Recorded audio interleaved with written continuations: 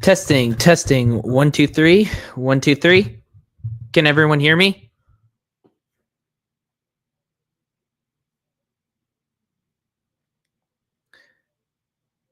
Testing.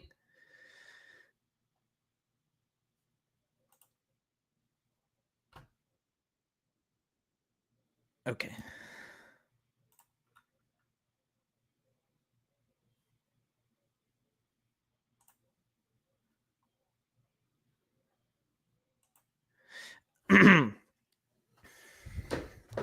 Hello, everyone. This is Brandon the Awesome. This is my first ever live stream. Aim. Hello, Mecha G75. Thank you for joining us. Tonight is a test stream. I'm still getting started. And I do have a list of topics of what I want to cover here tonight. So, if you don't know me, I'm Brandon the Awesome, and I have been a diehard fan of a lot of franchises that have sadly been destroyed by DEI woke politics, and I have chosen to rise up and speak against it. I've joined the Gatekeepers Alliance to help avenge Star Wars, which is where my efforts have primarily been, and I also help speak out against Disney Marvel. And I do hope that with the use of this channel, I can help further double my efforts to bring down Disney and all of their shills. So, first on the agenda is something that's been making the rounds, is Bombastic's Battlefront 3 shill news. Now, if I can just... Oh. Okay.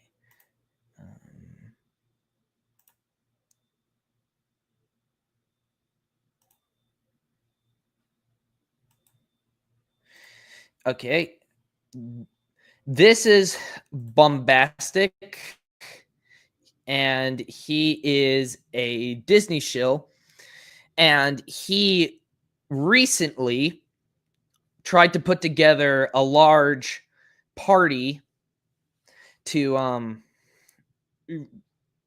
raise awareness to EA and Disney for a Battlefront 3. Not a real Battlefront 3 like the games from 2004 and 2005, but rather a continuation of the original EA games.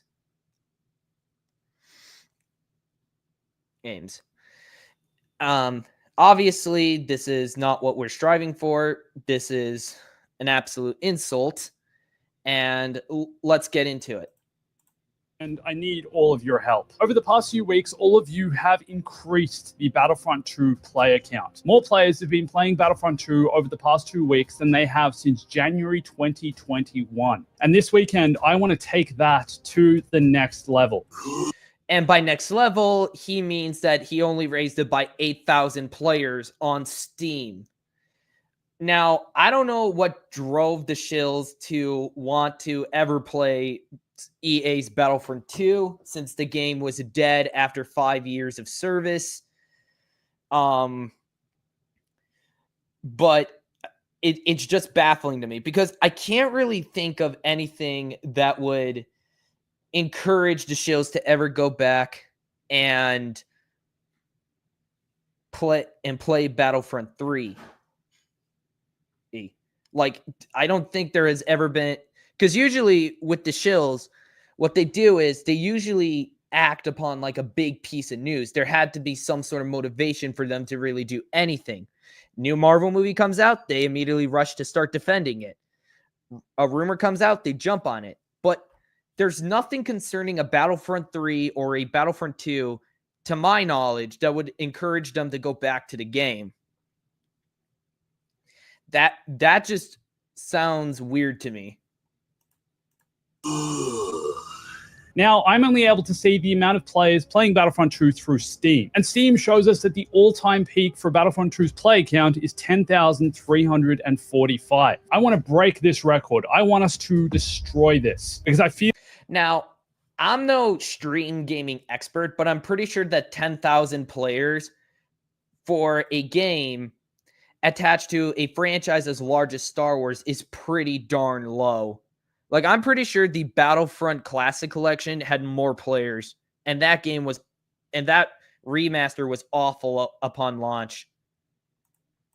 Feel this will be a very clear message that's sent to EA, to Lucasfilm, to Disney that, hey, we are so interested in a new Battlefront. We love Battlefront. And if we're able to break the... Yeah, I love Battlefront. I love the original Pandemic games, the real Battlefront, not this microtransaction crap.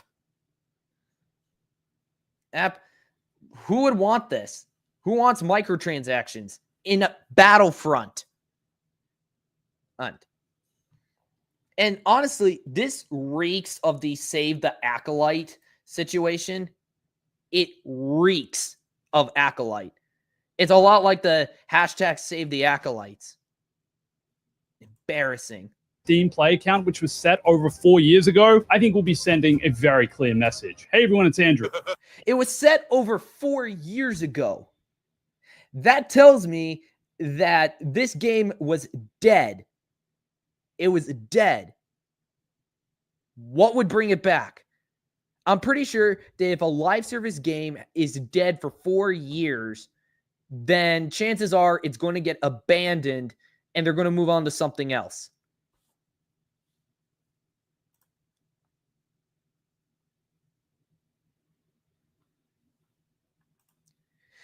I really do not know, Khalil. I really do not want to know. I do know it would probably involve Disney Star Wars in a major capacity because there's no way that they're ever going to do justice at all. In fact, I would argue that not only is EA Battlefront 2 story really bad, it completely misses the point of the Battlefront games, the originals. The original games, their entire point was to put you in the combat boots of a normal soldier. You weren't anyone particularly special. You were just a soldier in the army of the Galactic Republic, the Confederacy, the Rebellion, or the Galactic Empire. And the Pandemic Battlefront 2 campaign reflects this because you're just a soldier in the 501st. But no, we have to have strong female woman, Iden Vericio, member of Special Forces. God.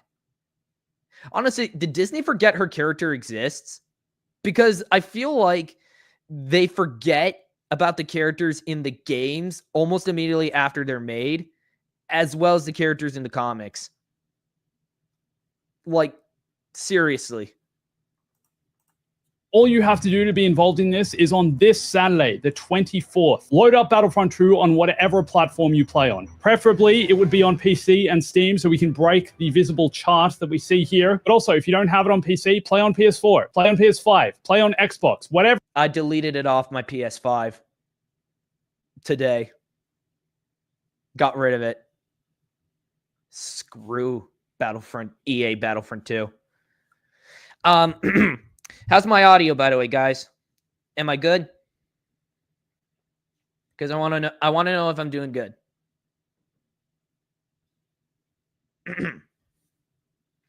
Just let me know.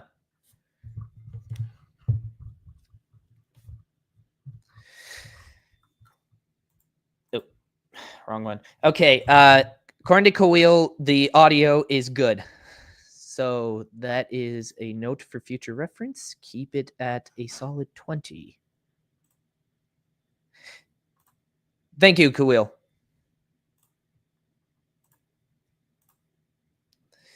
Honestly, I do not believe that a Battlefront 3 would ever get made. Like, I sincerely do not believe it would ever get made. And if it does get made, I guarantee it's most likely going to be a flop because not only because of EA and the current state of the video game industry, there is no way that a Battlefront 3 could ever be successful. There'll be microtransactions. It's going to have Disney Star Wars. There is no way it is going to be successful. I guarantee you. Hello, Ivory Emperor 9. Welcome to my first ever live stream. I'm glad to have you all here. Make sure to say hi in the chat. Get friendly with everybody. Now, the next thing on our agenda that I've wanted to talk about is your friendly neighborhood Spider-Man. Mecha G75, kind of like the 1313 game, if Disney gets their hands on it. No offense, pal. I am so sorry, but I would definitely not advocate for Disney ever making 1313 because they are definitely going to screw it over. I would rather that game just be left alone than Disney picking it up and destroying it because they already destroyed Boba Fett. So if they made 1313 and went ahead with the original idea, there's no way they're ever going to make it like how George intended. Oh, that's not what you meant? Well, okay. My apologies. Now, next on our agenda, I have been wanting to talk about your friendly neighborhood Spider-Man, the recent show that came out on Disney Plus that absolutely sucked. Now, I don't have access to any of the direct episodes, but I do have access to the sneak peek that they presented on the Disney Plus channel.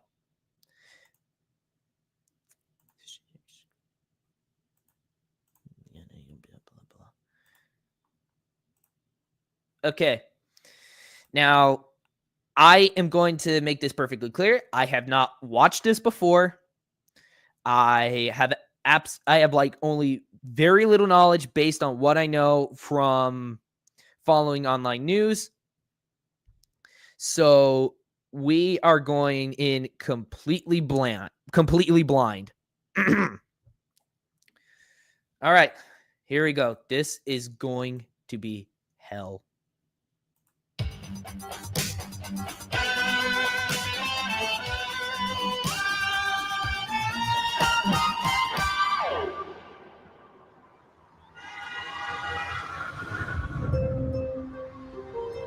Hey, Peter! Okay, right away, they're basically utilizing the font choice from, I believe, Civil War.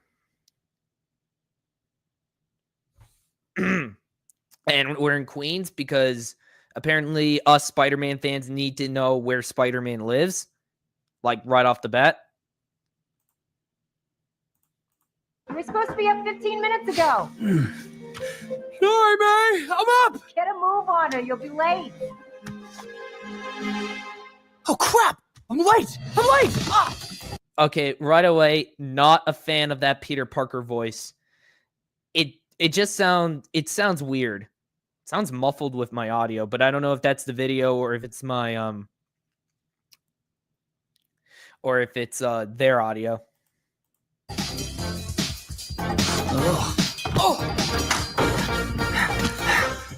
Peter, wait! Your oatmeal was getting... We got young Aunt May because Aunt May can't be an sickly, elderly woman anymore. So that's fun. Honestly, she looks old enough to be his mom. And if the internet memes are anything to go by, they are going to make her even younger to the point that she's practically Peter's sister. Gross. cold, so I packed it to go. Thank you, May. You're the best. The best. Oh. Seriously, what is this animation? It does not look good with the 3D models. And the fact that they said they were inspired by Steve Ditko's art style is nothing short of insulting. I would not want to be I would not want my name associated with this whatsoever. He's trying to mimic Tom Holland. Why does everything have to be tied back to the MCU? I swear, I think the only project that got any sort of attention that wasn't MCU connected was X-Men 97, and that show wasn't even that great. 3D animated series with 2D shading. It doesn't look good. It doesn't look good at all.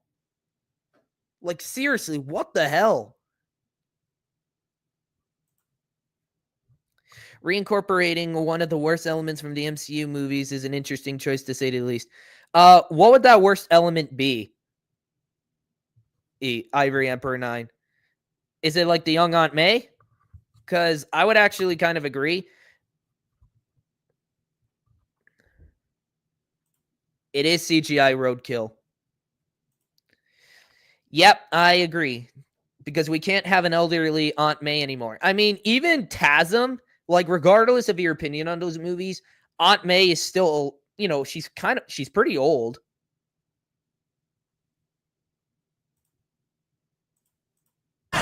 Seriously? Oops. Hey, sorry, pardon me.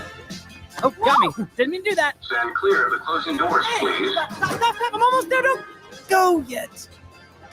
And they went. Of course. Why would anything work out for you, Peter?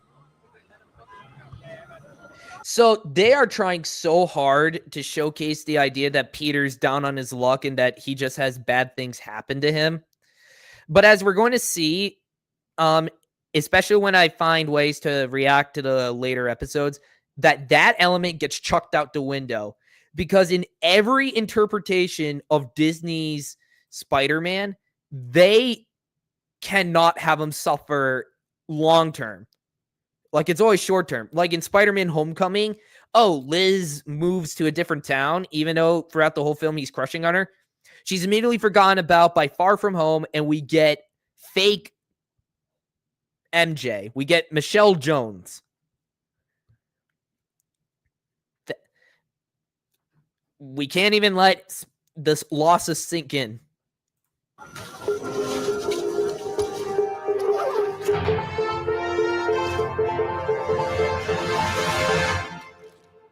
Ugh.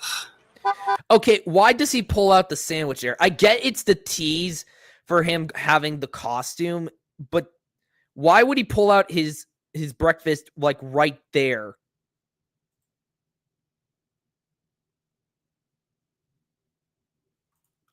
Oh, seriously? Hand-drawn animation is still a thing? Huh. I underestimated the Japanese.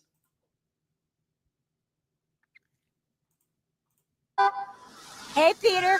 You need a ride? Hey, what are you doing?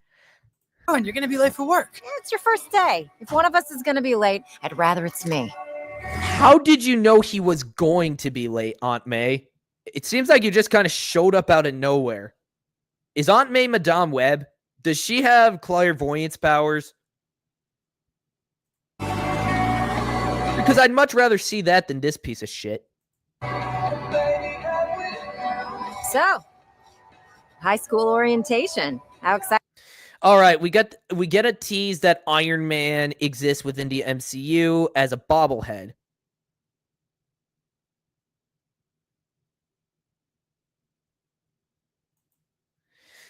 Peter has always been a clumsy moron. I mean, in Disney's eyes and Marvel's eyes, he's a clumsy moron. Like, he was, like, if he ever pretended to be clumsy, it was on purpose to conceal his identity. Also, hi, Captain Phoebius. Welcome to the stream. Everyone say hi to Captain Phoebius. Excited are you? Honestly, I'm still waiting for them to tell me they sent the approval letter to the wrong Peter Parker. But I've wanted to go to Midtown for years. Their robotics program is supposed to be one of the best in the country. Wait, so he's going to Midtown High, and it's his first day at Midtown High. That does not bode well, because in every other adaptation, he'd already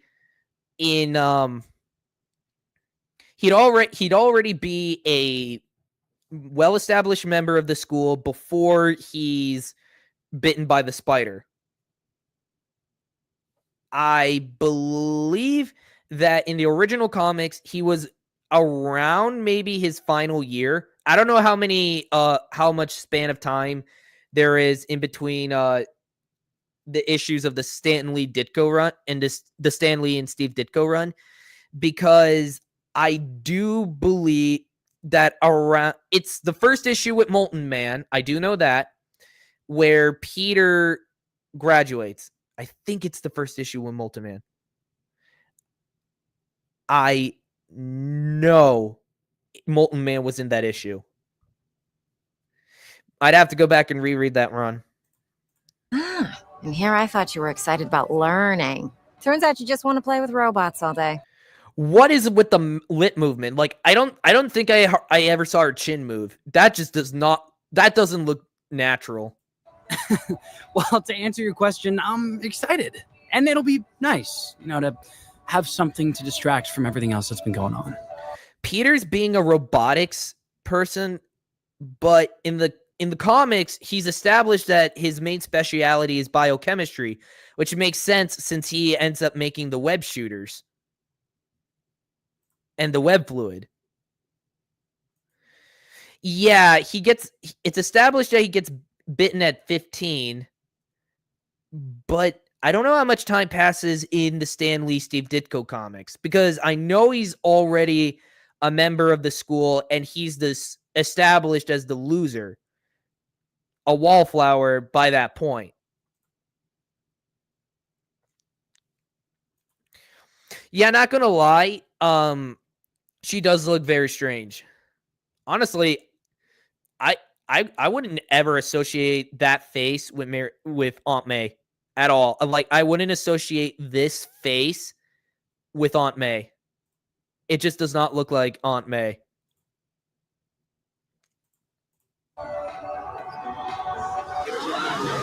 We had a little wedding ring glint. I don't know if you saw that, but her wedding ring there still glints.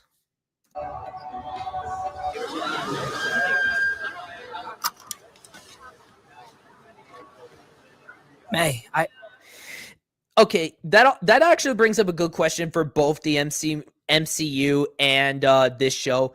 Is Midtown High just basically turned into like that fancy school that Miles went to in his comics? Because, I don't know, it doesn't really look like an average high school. I mean, I've never been to Midtown, so I wouldn't know. Somebody let me know in the chat if Midtown High was ever supposed to be like an advanced school. I just want to say thank you. Things have been different without having Uncle Ben around, but...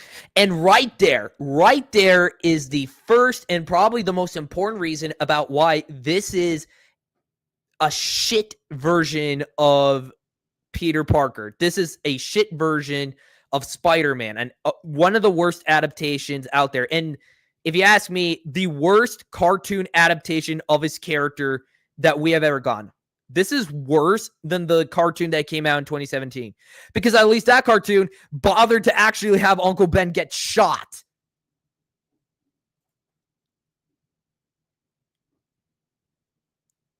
Because Uncle Ben is instrumental. He is one of the most important characters to Spider-Man. The Spider-Man lore, the Spider-Man mythos, it needs Uncle Ben. Because without Uncle Ben, Peter doesn't learn his lesson.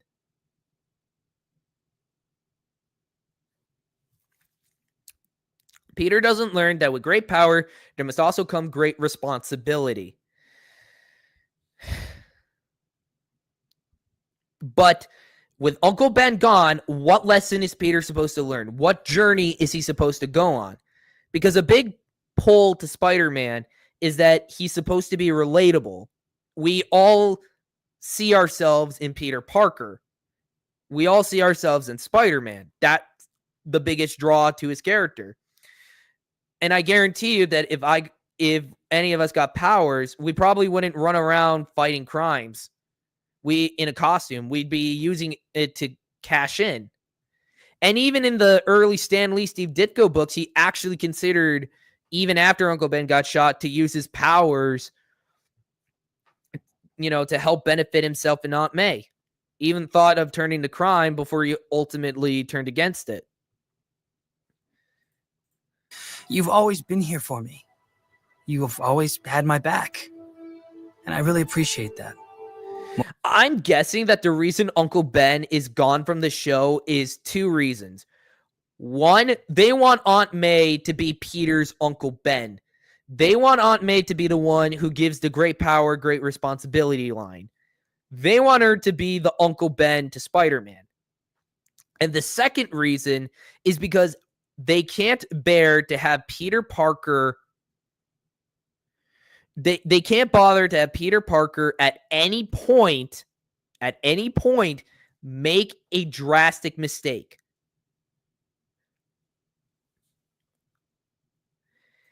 Yeah, it mentions Uncle Ben, but still, the fact that he's dead before the show even begins is a big problem. Hi, Mike Cassius. Welcome to the stream. Backseater, welcome. See ya. Hi. Ben Parker. With great power comes great responsibility. Yes, that's the lesson Spider-Man is supposed to learn. I guarantee you that the reason that Uncle Ben is gone is because Peter cannot be seen as a jerk. He can't be seen as a flawed human being because that would go against Disney's squeaky clean image. And I use squeaky clean in quotations because, dear God, they're not. More than I can say. I feel very lucky to have you in my life. Like, if Aunt May is going to be the Uncle Ben, does that mean at some point she's going to get killed and Peter's going to be completely orphaned again? Oh, no, wait. I forgot. Richard Parker's alive in the show. Shit. Exactly the same about you, kid. Oh. Okay, let me help you with that. What the hell was that scene? Was that supposed to be funny? Because that had to be one of the lamest jokes. And that's not even funny. That's not realistic. Hey, real Darth Ghostface. Welcome to the stream. Great story. Absolutely awesome story. Oh, so that's how it works. See, that's why you're going to the fancy robot school. Because he helped you unbuckle your seatbelt? Are you retarded? Thanks again for the ride, May. Of course, Peter. Okay. All right, Peter, this is the first day of the rest of your life. No need to be nervous. It's just orientation. At a high school for geniuses. How bad? High school for geniuses. So it is a special school in this continuity. Because God forbid Peter Parker be a normal human being. Of course. Like, what the hell? He can't be in a normal school where he gets picked on? Maybe a modern video game. Because, dear Lord, I cannot imagine a good video game having these kind of graphics. Then again, I could be completely wrong. Where could this possibly go?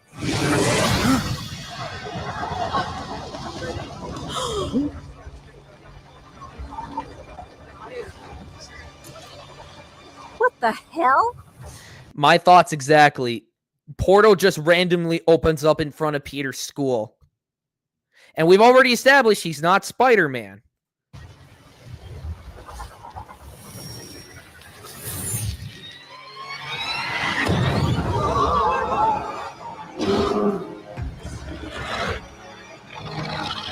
Peter, let's go! Okay, I am definitely convinced that this is going to be Venom. That this magical whatever the hell life form is going to be Venom. The eyes, the mouth. This has to be Venom. This has to be Venom. And I'm thinking that this weird poofy fur stuff, that is going to be that this is possibly maybe Craven.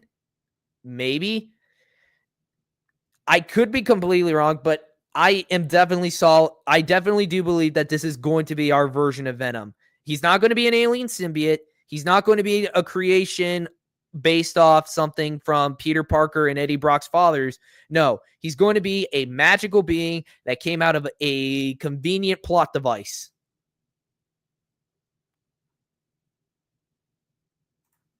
I wish I freaking knew. I'm guessing that this was just done so it could get YouTube clickbait.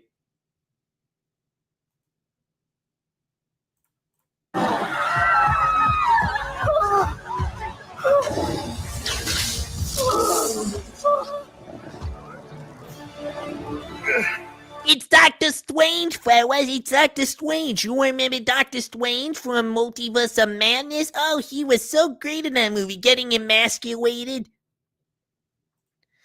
We're already starting with a lot of the, Easter eggs, nostalgia bait, jangling keys, because God forbid we actually turn this off and save ourselves all the misery.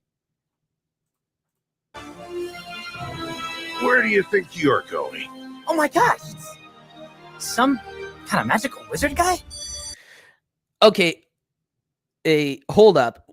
How long would Doctor Strange be around that nobody knows who he is? Like, I get that in like the early Marvel comics, there would be characters who wouldn't know who other characters are for whatever reason. Like, even after their years of being around.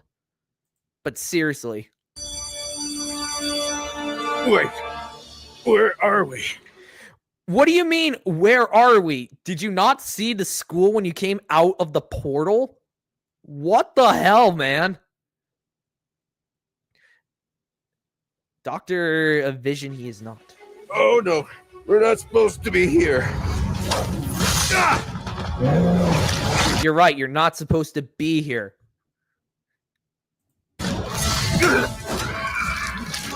Yeah, that has to be Venom. That's got to be the goopy tentacle stuff that he's often been seen with.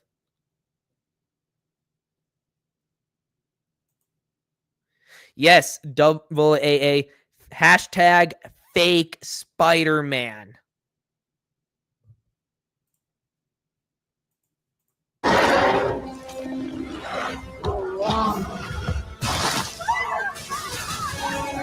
Wait, he just went in there. Okay, he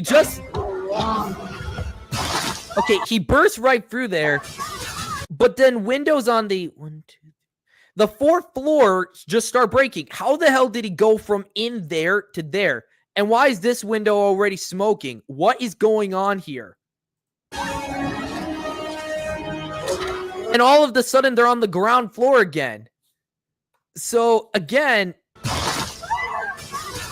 how do you explain this? How? How does this happen? That doesn't make any sense.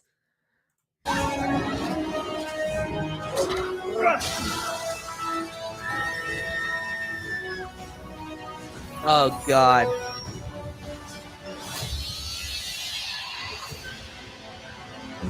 Good luck getting through the impenetrable shield of Seraphim. Okay, never using this spell again. Okay, I will admit I don't mind the idea of them using more comic booky dialogue like right there. But when you're not using comic book dialogue all the time, it kind of gets to the point that, you know, it really stands more like exposition than it does comic book dialogue. Since when did Venom ever have the ability to teleport? That makes no freaking sense. And yes, my brain is turning to slush just like yours, Khalil.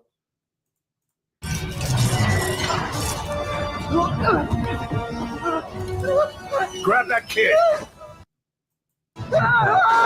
Okay, the magic spell by Doctor Strange. I was about to say, how the hell is the...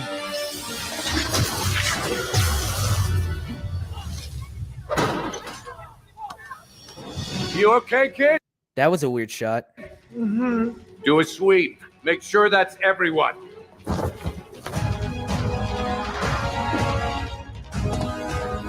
You just landed perfectly. Like, you didn't hurt your knees or nothing. There is no way you landed that easily without your cloak of levitation. Seriously, God. You gotta be kidding me.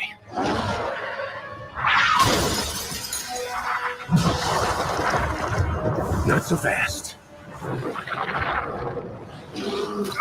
No!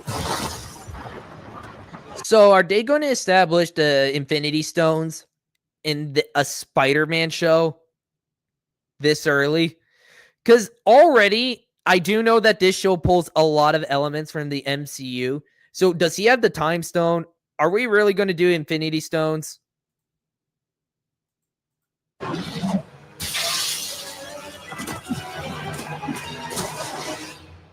Ouch.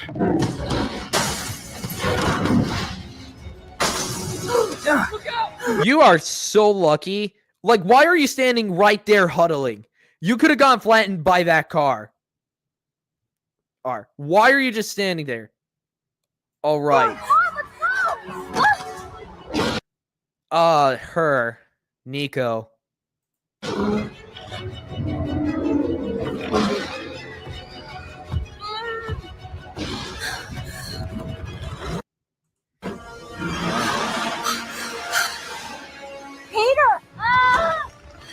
Hey, ugly! Does anyone really care about this character, like, at all? Because I don't think she's ever really been that relevant in the Marvel comics. Like, seriously, how does any... Like, I read, and I think the only character that they ever included in here as, like, an Easter egg that I recognized was the Wizard. Everyone else I really did not know. I don't think she's interested, buddy.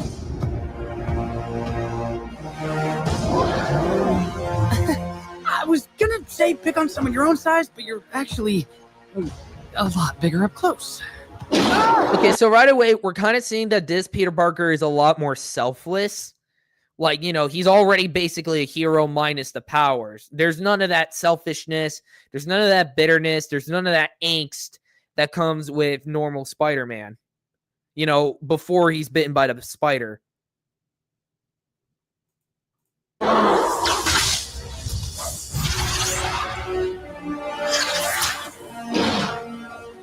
Good save, kid. Why didn't you just do that to begin with? Because he uses the whips like right at the beginning of the fight, and that doesn't work. Why didn't you just open with the multi-arm whip thing? Seriously, what the hell?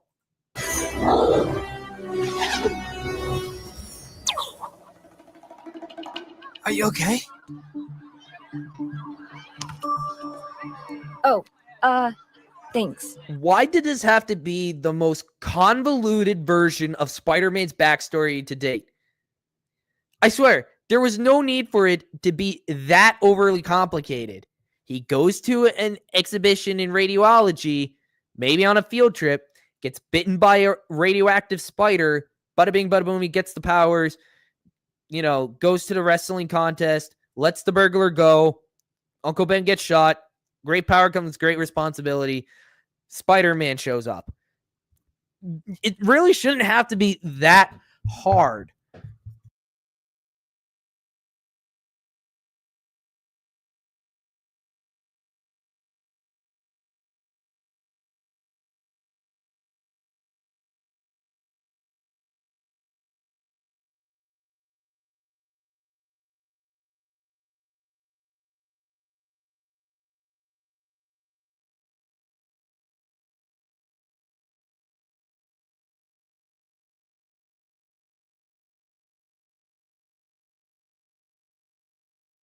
All right, we're back.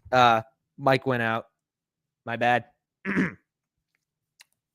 Anyway, it shouldn't be that hard. Why do they have to convolute the origin like this? Because I know it's explained in the finale that it's some bizarre time loop, but I'm like, why? Why does it have to be like this? It didn't have to be this overly complicated. Yeah, I've been better, but I definitely could have been worse. Midtown, on the other hand. Yeah, I was here for orientation. Freshman, huh? All this damage could have been prevented if Doctor Strange just used. If Doctor Strange had just used his multiple arms and the whips, this could have all been avoided. I probably would have as well. And even then, I would have hated it. Yeah, I was here for orientation. Freshman, huh? Same, but I have a feeling we won't be getting assigned classes anytime soon. Yeah, I think you're right. So, you got a name, Hero? Oh, yeah, sorry, I'm Peter Parker. How about you? Nice to meet you, Pete. I'm Nika Minoru. Oh! A character that nobody has given a shit about at all in the entire history of her being in the Marvel comics. Why is she in this freaking show? Okay, rude. I didn't name myself. No, something... bit... What? Whoa, oh my gosh. Hey, Peter? Pete, are you okay, man? What happened to him? I don't know. He didn't like my name? Hey, Peter? Peter, talk to... Wait. Oh my god. Imagine if the kid whose backpack that belonged to happens to be Miles Morales. Like, that spider is still alive. And if it can give anyone spider powers, God, we are going to have another Miles Morales on our hands. And I really don't want to have to deal with Miles Morales. Exactly. It's supposed to be a 1 in a million chance. Peter is lucky that he doesn't get radiation poisoning. To me.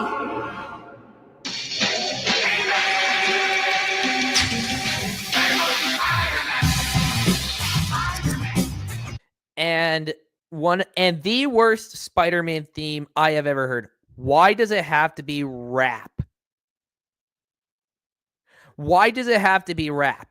It does not fit Peter at all as a character. Music is by Leo Byronberg and Zach Robinson. I'd apologize if I messed that up, but frankly, I don't care. Because this work was awful. This was truly god-awful.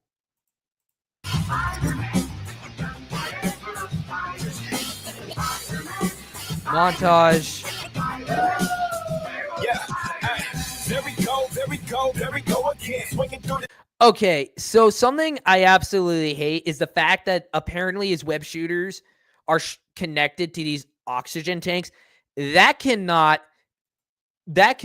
be easy to swing with. That cannot be easy to maneuver with. That is bad. Like, that is supremely bad. It's just a bad costume. So overall, my opinion on that show is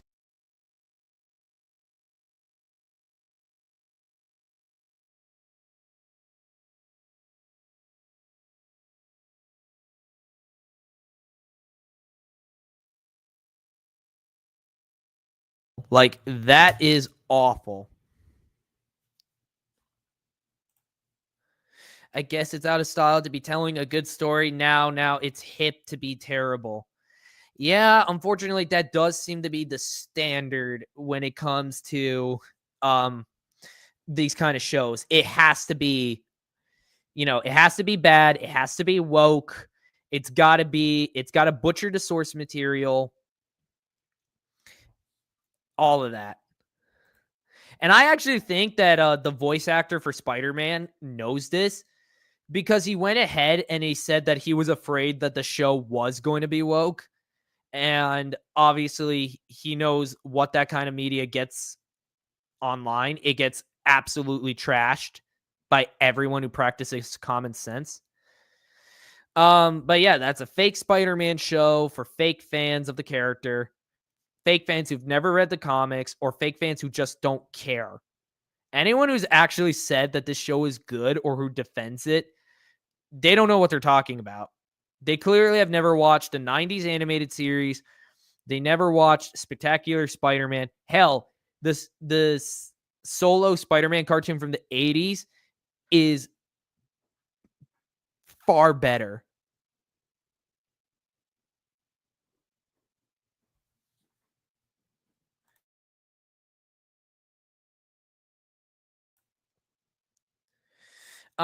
Anyway, so the next item on our agenda is going to be the chilling and chatting with you guys. So what do you want to talk about? Any topics? Because I was thinking we could, wrap up the stream by just talking with the audience. I would appreciate feedback on how I'm doing with the stream. Because you guys have been a wonderful audience so far. Truly wonderful. I appreciate all the comments.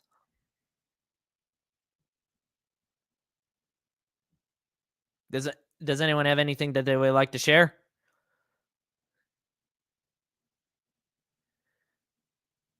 Okay. So I don't know.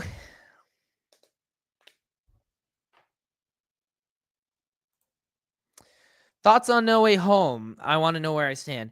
I think No Way Home is one of the most overrated movies I've ever seen. It's a movie that clearly gets worse with every rewatch because the movie has been picked apart online. And that's because it's not so much about the story, but the key jingling. Oh, look, Toby's back, or, oh, look, Andrew's back. I mean, never mind that Tom Holland is still the worst live action interpretation of Spider-Man to date. But that's my thoughts on it. I think it's truly kind of overrated. Max changing back to HBO Max. Honestly, I kind of don't mind I never really cared. I mean, it's just a name. At least to me, it's just a name. I don't really have much of an opinion on it, to be fairly honest.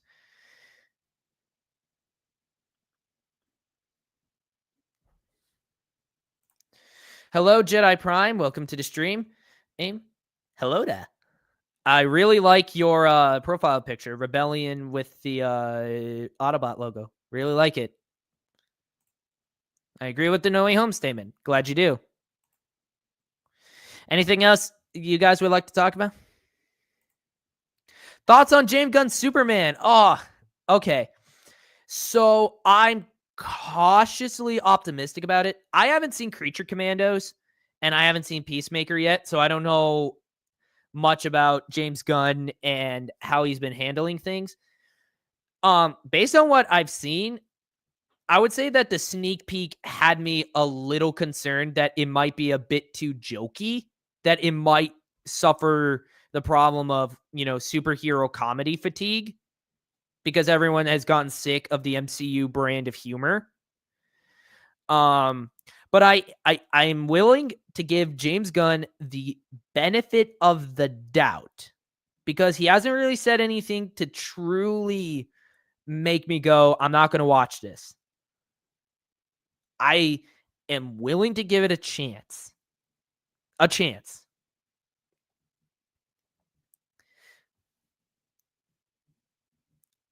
And in fact, thoughts on the Snyderverse. There are didn't really like Man of Steel. Batman v Superman was obviously awful. Jesse Eisenberg was the worst casting for Lex Luthor you could possibly have. I saw the only real movie I saw of it was the Whedon cut of Justice League. But frankly, I did say the one thing I will say I like, and this might be a hot take, I did like Ben Affleck's casting as Batman, and I sort of liked the idea that this Batman became much more brutal and violent after the death of Dick Grayson. I sort of like that idea. Obviously, it's kind of made terrible because he doesn't kill Joker for whatever reason, when really nothing should be stopping him.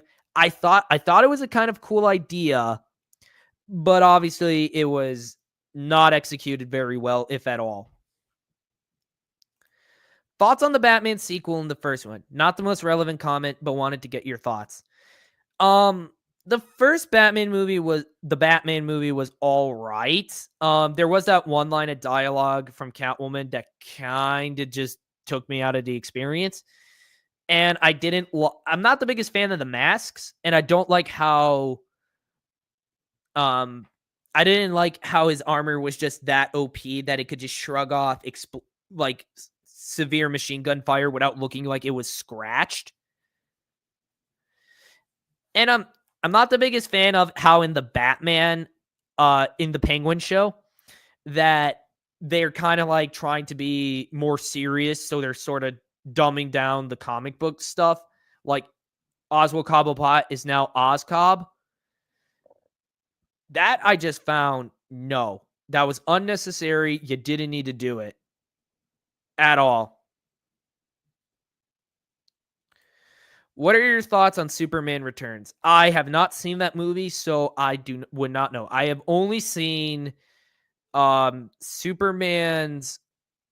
I've seen all 4 of the original Superman movies with my brother, and I purely bought them because he's a big Superman fan, and I kind of wanted to torture him with Superman 4. True, Mecha G75. Ben Affleck's Batman was screwed by bad writing, unfortunately. Yes. I thought he did. I thought he survived an explosion. It doesn't make sense that his armor would just come out of that unfazed. Was that the explosion in the church? No. Yes, I think it was. He was talking to the guy who had the bomb strapped to his chest. And he survives an explosion, and he doesn't look even phased.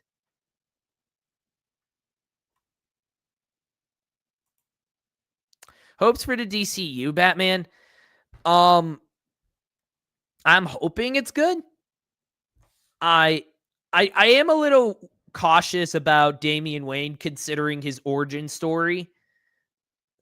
I'm hoping that James Gunn does something to sort of fix that.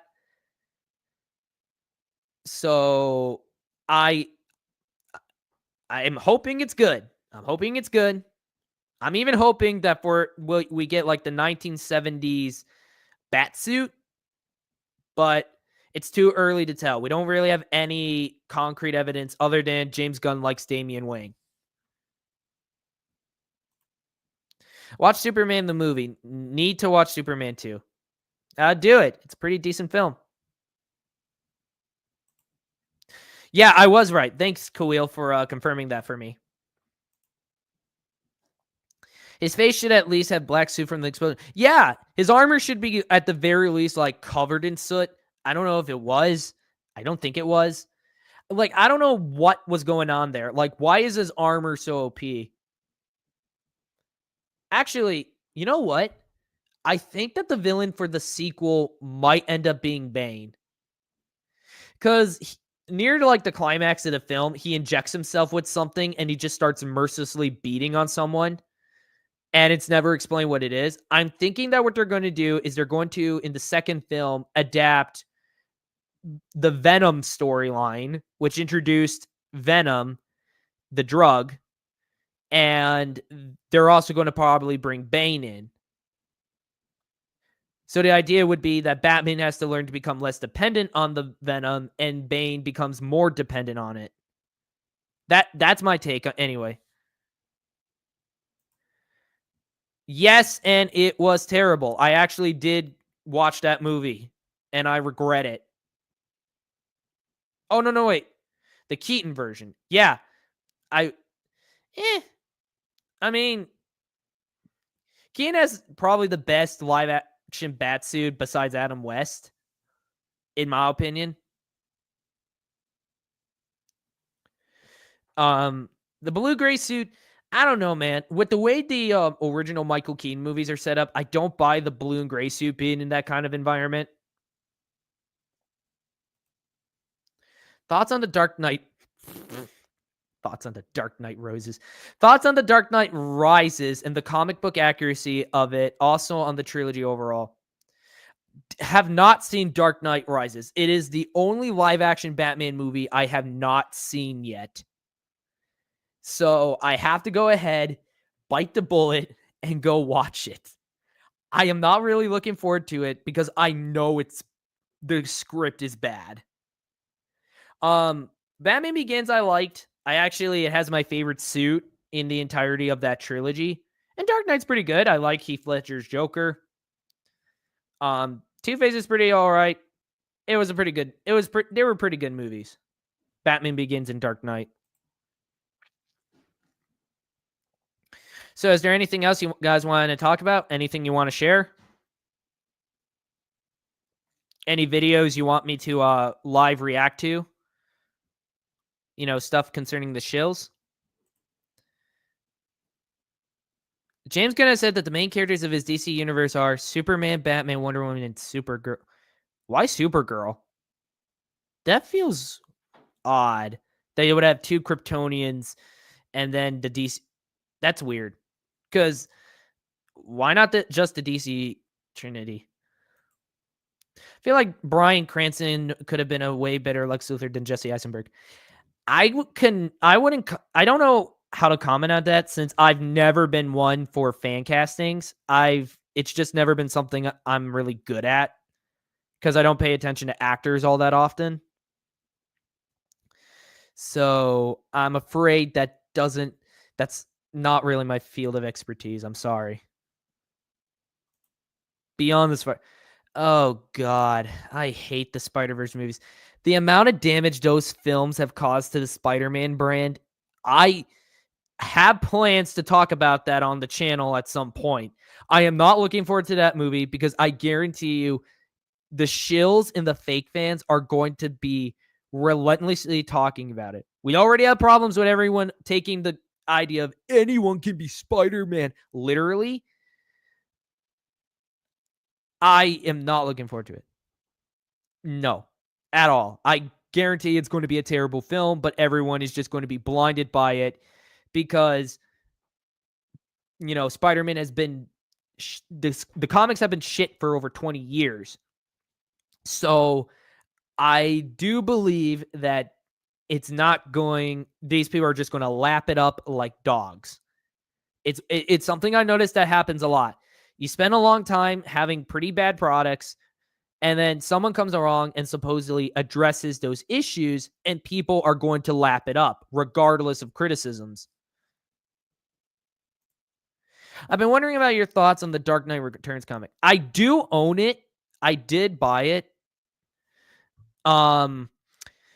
But I would say it does kind of feel a little all over the place, in my opinion. Because you start with him, with Batman coming back, because Gotham is completely filled with crime. It's bad. It needs him. He stops Two-Face, even though I'm not quite sure what Two-Face's plan was in the comic. I have to go back and reread it again. Then he takes on Then he needs to take on the mutant leader, and then he has to take on the Joker. But it doesn't feel like everything really ties that together. Like the villains never match up at all or anything like that. I'm not saying it's a bad book. I do like it. I do like certain aspects of it. But I do feel it's a little bit... I'm also not a big fan of Batman considering like his Robin soldiers. I've never liked the idea that he takes the war on crime that seriously. But that's just my take. At least you have actual reason to state the Spider-Verse or like someone. Yeah, I do. Because those movies are being designed to manipulate people into essentially abandoning Spider-Man and just immediately going and accepting crappy characters like Miles. It's an attempt at a supposed passing of the mantle. Like, I've seen some people say it's a love letter to Spider-Man and his mythos, but Spider-Man himself isn't even the main character. And the love letter to his mythos is literally just Easter eggs, key jingling, and nostalgia bait. That's it. It's not really a love letter to the character or his mythos, like some have deluded themselves to believe. Thoughts on the first PlayStation Spider-Man game? I have seen footage. I don't own a way to play it yet. I want to play it so badly, but I do love it. I love the story. I love the fact that it definitely, takes inspiration from the comics, and I just love it. I think it's a great game. It's a definite classic. I mean, to my knowledge, so far, my favorite Spider-Man game is Edge of Time, which I do own, and I've played multiple times. Josh Keaton and Christopher Daniel Barnes are amazing. The story is actually pretty good. It's one of my favorite comic book video games. I guarantee you that the reason why they took so long to create the story for Spider-Verse 3 is so it doesn't contradict the story of its prequel. Honestly, I don't know how they're going to rectify that because, honestly, canon events are so retarded and stupid that I don't know how they're going to write the third film without it coming across as convoluted or stupid, something they pull out of their ass. I really do not see any way for them to make the film good, make it all line up. I feel like they wrote themselves into a corner. I hate the Doctor of The Dark Knight Returns. The Doctor, you're gonna have to refresh my memory on that because I don't really remember a Doctor. Oh no, wait! Is it the Doctor who advocates for both Two-Face and Joker being killed?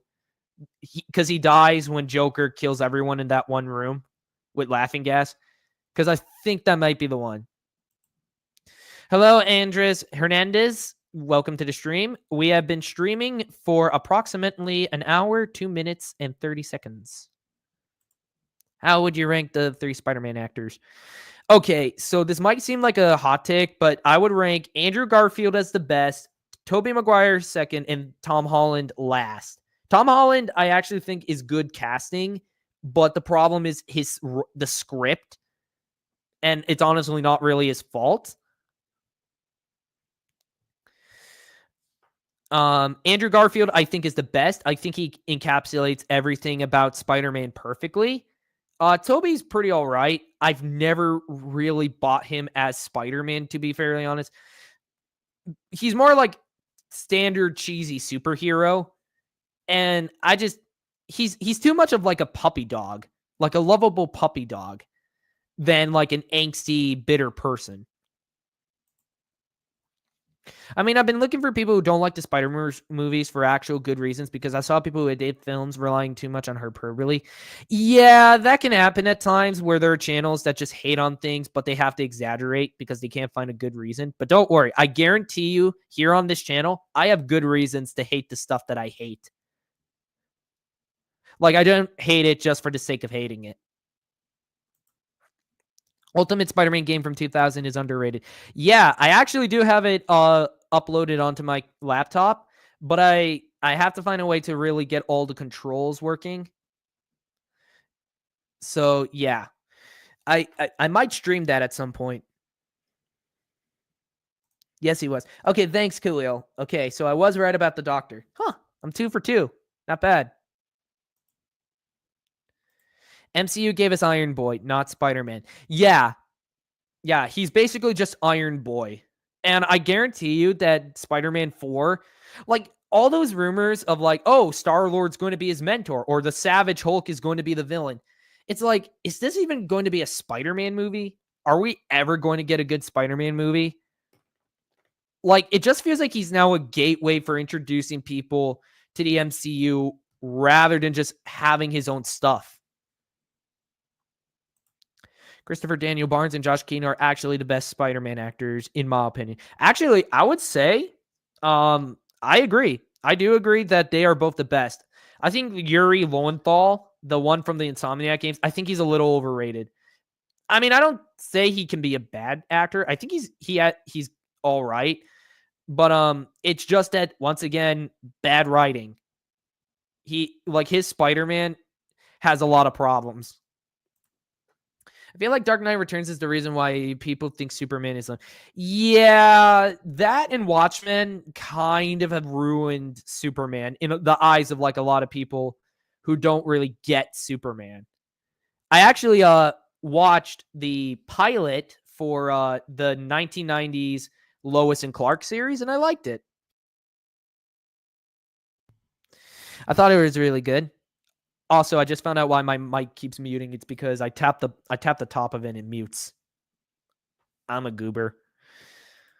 Yeah, I don't like the Spider-Verse movies either, as the first one pissed me off to no end. Yeah, I hate the first Spider-Verse film. Not as much as I hate the second, but I hate the first film because of the whole anyone can be Spider-Man thing. I hate that. Do you own the Transformer games on PS3? If so, do you play them online? If you're talking about the Cybertron games, I have both of them on Xbox 360, and I don't have an Xbox Live account because the one account we did have for Xbox Live, we got locked out of it, and my dad can't remember the password. So, yeah. I still play the campaigns for those every so often because I really like them. I really like those games, and yeah. The one game I do play the most often, however, is Transformers Devastation. And I do have plans to stream that later this year in October for its 10-year anniversary. So stay tuned for that. Even though he's still in the MCU, keep Peter in his own movies. Yeah, because Spider-Man doesn't really need to be involved in everything big. Like, he is your friendly neighborhood Spider-Man. He's supposed to be helping keep New York safe. It's part of the reason why he's not really a main Avenger in the comics. I love talking about Spider-Man. What are your thoughts on Spider-Man Unlimited cartoon with PS1 Spidey voice? That is the one cartoon I skipped over during the brief time we had Disney Plus. We don't have it anymore. I watched the solo 80s cartoon he had, which is actually a lot better than some people give it credit for. I do believe, but I skipped over Unlimited because I wasn't sure if I wanted to watch it. But I did see the 90s animated cartoon, and I saw the X-Men 90s series. Spider-Man 90s Spider-Verse episode is better. Yeah, that and Shattered Dimensions have the best interpretations of the Spider-Verse because they all have, like, interesting versions of Peter Parker or Miguel O'Hara. You know, actual Spider-Man that people are invested in and want to see. Rather than just a bunch of crappy OCs that were made up on the spot. Oh, Spider-Man's a T-Rex. Spider-Man's a cat. Spider-Man's a cowboy. It's lame. Neil Patrick Harris is underrated. Yeah, I did see the new animated series. I forgot about that. I thought he was all right. I thought he was pretty all right. I have some plans for a video for a parody of the Spider-Verse movies. Good for you. I will be looking forward to seeing that. I will definitely looking forward to that.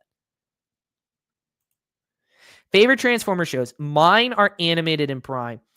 I have only seen, I think, the first 2 seasons of animated. I still got to go back and watch them with my sister because one of the discs that we had froze. So I may have to end up searching online for that specific episode. Prime, I can't really get into for a lot of reasons. I'm not a big fan of how they try to emulate the Bayformer style, because what I like about the Bayformer style was, like, you could see all the parts of the characters moving. You know, they were clicking, they were rotating. And obviously the action was really top notch. There's a lot of stuff. I wasn't a big fan of, like, how they made the faces look. And I didn't like how Hasbro tried tying it into the Cybertron games, because the Cybertron games are so good. It just really, it kind of sort of soured the experience a bit for me. I might get around to actually watching Prime in full, however, at some point. I might, however. It's not high on my priority list, Kawil. I'm sorry. I planned in both Arkham Asylum and Arkham City on my PS3. I am almost nearly I have Arkham Asylum and Arkham City on Xbox One via the Return to Arkham remaster. My dad has Arkham City on Xbox 360 somewhere. Nearly platinuming Arkham Knight. I believe I'm nearly done with that too. I'm 99% on both of my files. And naturally, the one person I haven't gotten yet is Riddler, because God forbid getting all those Riddler trophies is a pain in the ass. It's based on that scene with Miguel and Peter, if you know what I mean. Is that the scene from Edge of Time? The one where they're talking about letting Mary Jane die? Because that is a goat scene. Like, that is a great scene. I heard people say Edge of Time is a downgrade compared to Shattered Dimensions. To a certain extent, it kind of is in some ways, but you have to keep in mind that this was during the time of Activision, and the second they smelled success, they would have the studio pump out a new Spider-Man game each and every year. So, and Beanox, by the point of Shattered Dimensions, they were mostly, I think, a porting studio. So I don't necessarily blame them, but the game is still pretty strong. I highly recommend it if you can get a copy. It is really hard to find. I paid $75 for my copy. Thoughts on Transformers 1? I've only heard things about it. I did not like a lot of the lore changes, and I honestly did not want to watch the movie because of the art style. The faces of the characters really just do not look that good. They actually kind of creep me out. However, I am willing to give it the benefit of the doubt, and if people say if it's a good movie, then it's a good movie. Me, I'm a Transformers 07 guy.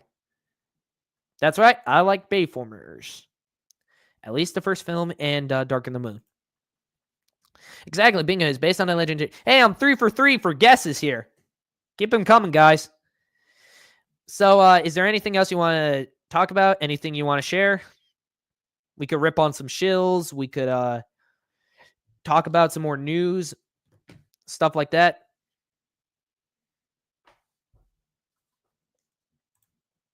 They should port Activision games like Shattered Dimensions was on PC at one point, but it got delisted after Activision lost the license. Don't know about Ultimate Alliance, though. I have that on Xbox 360, and I'm in Asgard as of currently in my playthrough. And yeah, I definitely have Spider-Man as like a constant member on that team because I am a Spider-Man fanboy. Die-hard Spider-Man fan. I think I'm getting a lot better at this streaming thing over time. Any thoughts on Doom Blazer? Because that guy is a shill. Let me look him up real quick.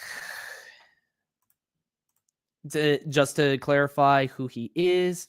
Because I think I've heard that name before somewhere. Oh, yeah. I don't like that guy. I saw a video of his where he was trying to defend what Anthony Mackie said about Captain America not representing America, and it's like, if you defend that statement, you have absolutely no respect from me. And I think he also tried to defend Shala Ball being the Silver Surf her. That I did not. Yeah.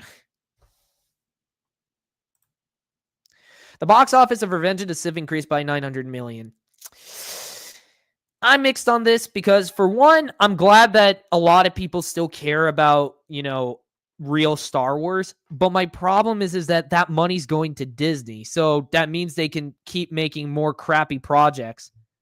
I doubt they'll ever sink like enough like billions of dollars into a project like they did with the Acolyte. But yeah. I'm mixed on that. I mean, I had a free ticket, so I went to go see it. I had a free ticket. I didn't pay for it at all.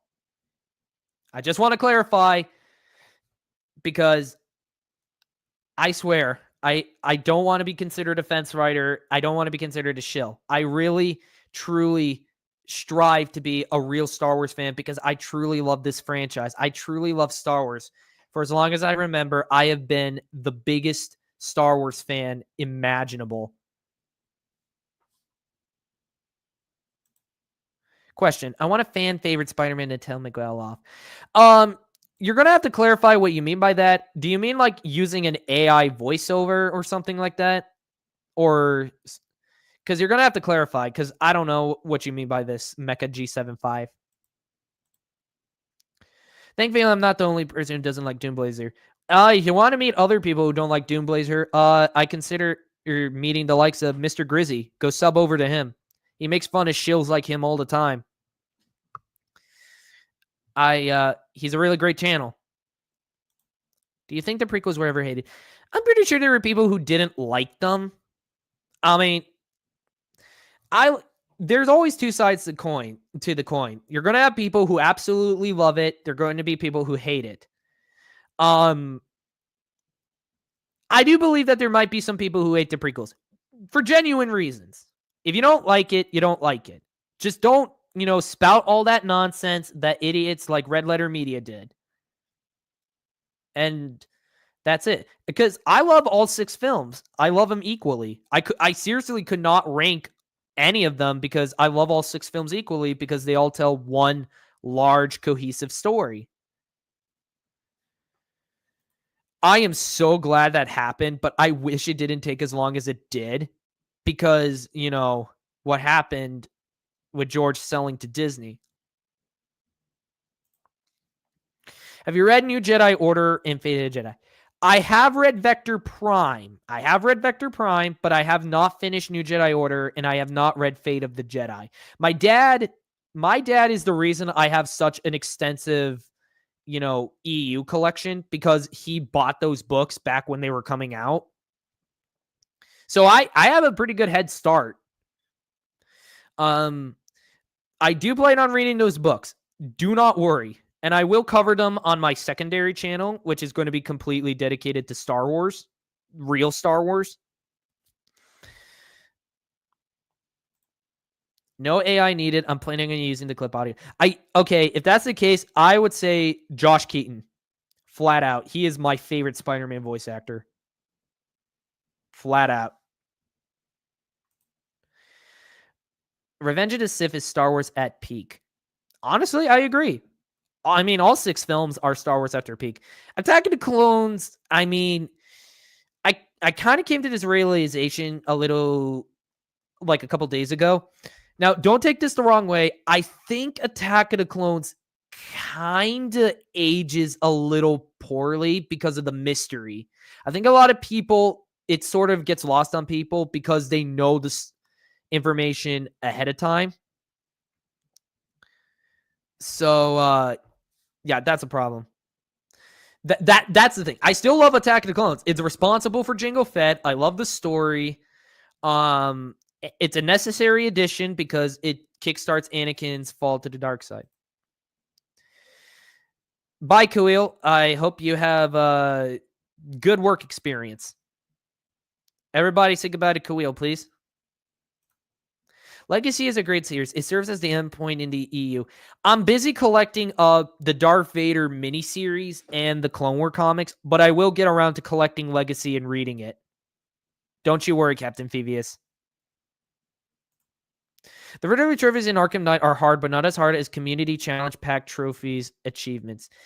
Community Challenge Pack. I don't think I've ever really heard of that before when it comes to Arkham.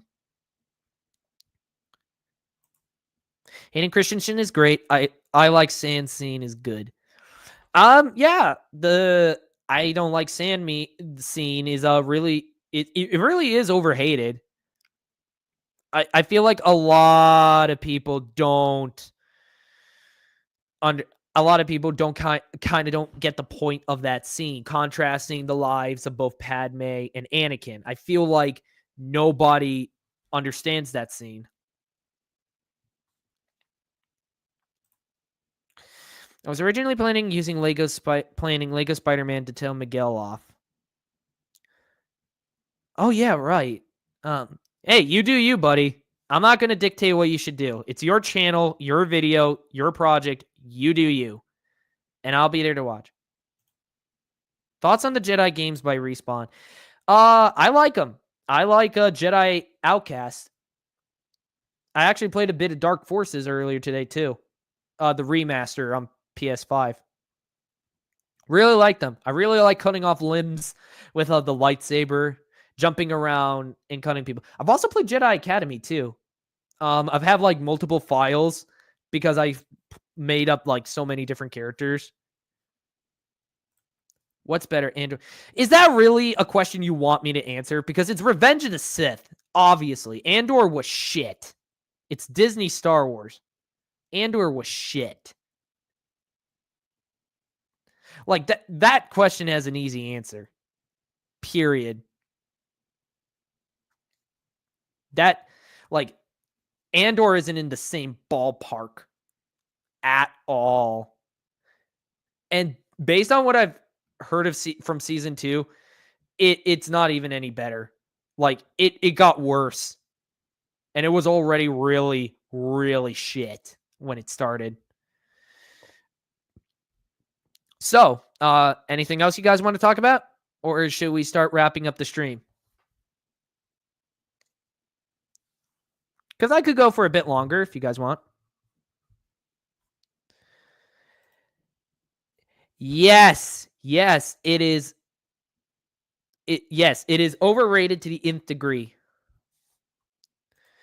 I plan on owning a PS3, an early model, because I heard it has backwards compatibility, so I could play the game that was based on Transformers Armada.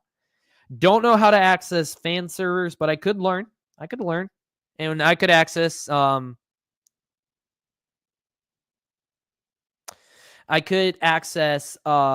those maybe. That would be a fun idea for a stream in the future. I don't want to say near future. I meant the new canon Jedi Fallen Order and those games are shit. They're Disney Star Wars. Survivor's even worse. Like, Survivor is worse because you have a literal alien that just looks like an anthropomorphic frog, and it's connected to the high woke republic. Like, get out of here with that. I won't have those games. I won't stand for those games at all. Some people actually think prequels are bad and Andor is better. Some people overrate it. Anyone who thinks like that is a fake fan. That is just plain and simple. Like, you have to be utterly delusional or paid by Disney to think that Andor is better than anything made by George Lucas. At all. Like,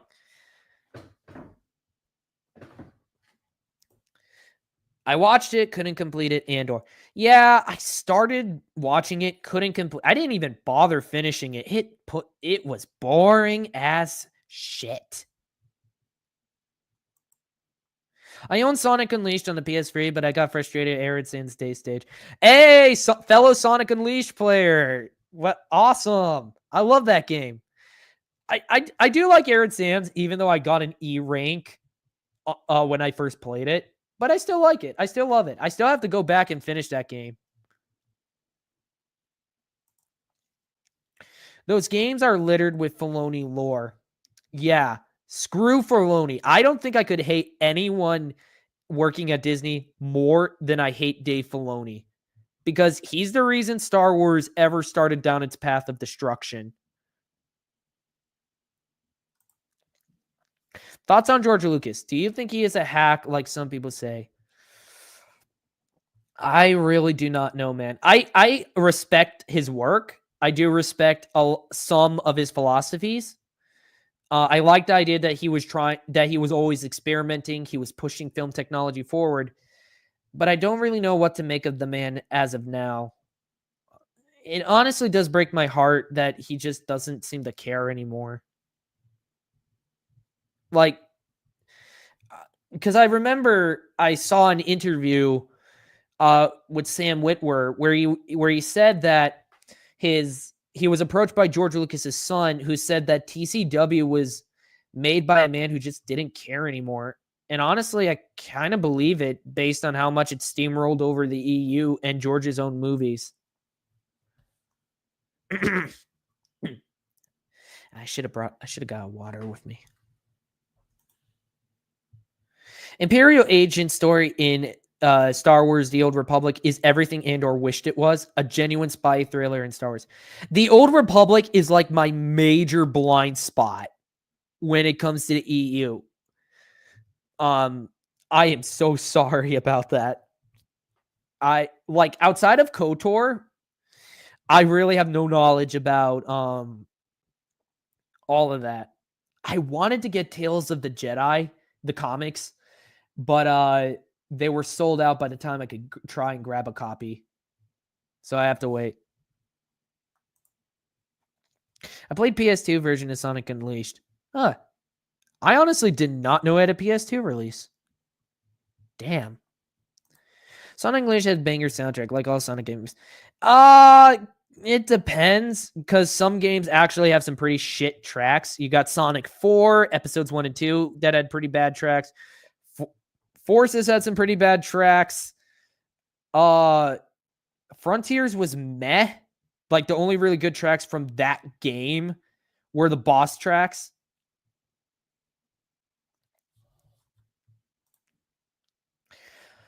Do you think prequel hate got to George? I think he wanted to retire as soon as possible, but then again, he wanted to make the Star Wars Underworld show. I do think that to an extent, prequel hate possibly got to him because of all the changes that were done with TCW, like trying to make Anakin supposedly more likable. There was that, because they didn't even get Matt Lucas to do the voice of Anakin or Hayden. Like Matt Lanter, I'm sure he's a pretty good guy and a talented actor, but he doesn't sound anything like Hayden. He truly doesn't. I just found out that Doomblazer attacked Nerdrotic and Critical Drinker.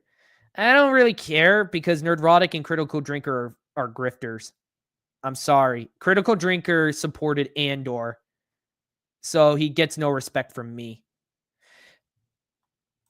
Well, George doesn't care about Star Wars due to the harassment he got for the prequels. Either that or I read some bullshit. I mean, it's kind of debatable in my opinion.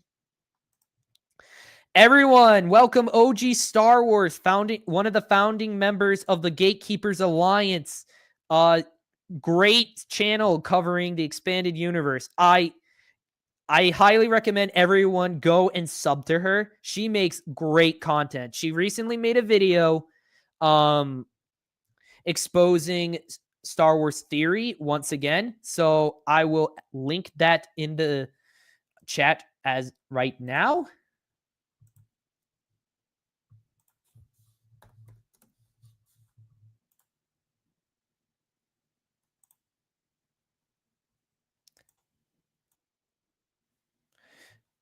Give me a second.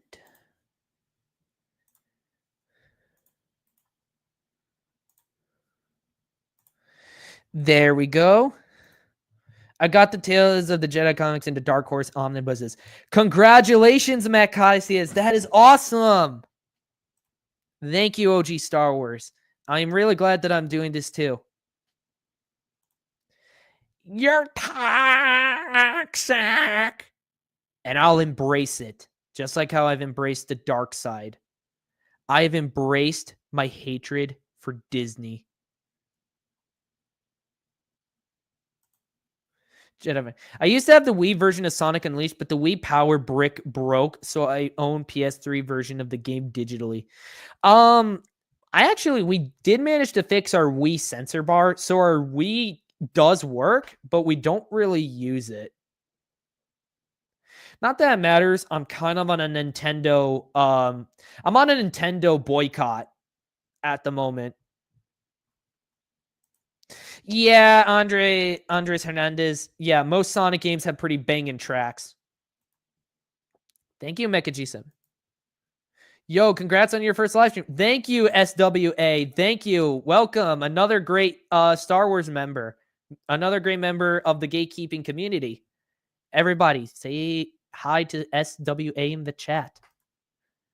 No need, but thank you. It is my pleasure and my honor, OG Star Wars. You have been a great help to me. I genuinely enjoy your content. I enjoy all of the content of the Gatekeepers Alliance.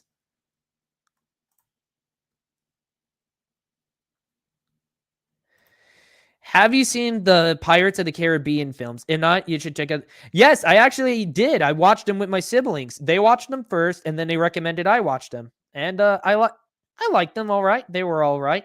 Obviously, figures my mind would blank right away.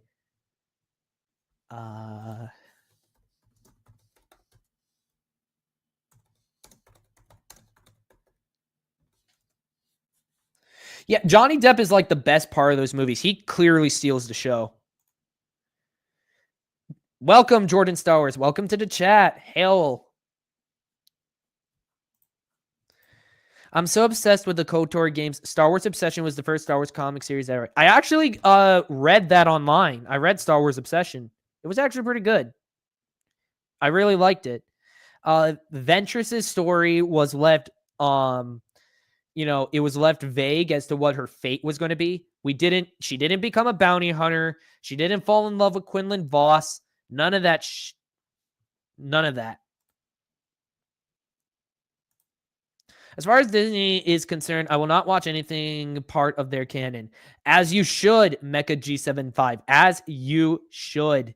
Disney Star Wars is fake Star Wars. And Disney Marvel, well, post-Endgame is fake Marvel.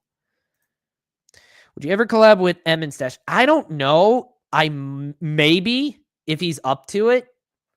But I don't want to say anything because, I'm a gatekeeper, and he tries to stay pretty neutral. He tries to kind of stay, neutral. So I don't know. We'll have to wait and see. KOTOR are incredible comics. Yes, they are. The Tales of the Jedi comic books are good. I actually own Dark Empire, and I think Tom Veitch is a really good writer. Star Wars Obsession is one of the coolest comic covers ever. Yeah, I actually downloaded them for wallpapers on my phone because I constantly keep changing my wallpapers depending on what mood I'm in. Currently reading Jedi Trial. I think I read that a long time ago. I have to go back and read it after I finish the Dark Lord trilogy for the second time.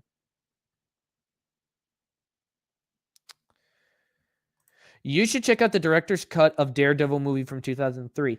I will check it out. Thanks for the recommendation. Revan Annihilation, Red Harvest. I definitely recommend reading, and Deceived is the best Old Republic novel. My dad, I believe he owns all of them. I know he owns Revan, Red Harvest. I think Red Harvest actually has connections to Death Troopers. I think so. So, yeah, I'll give him a try one day. Can we get a link to SWA's channel? Yes, we can. Give me a moment to do that. We are going to link his channel.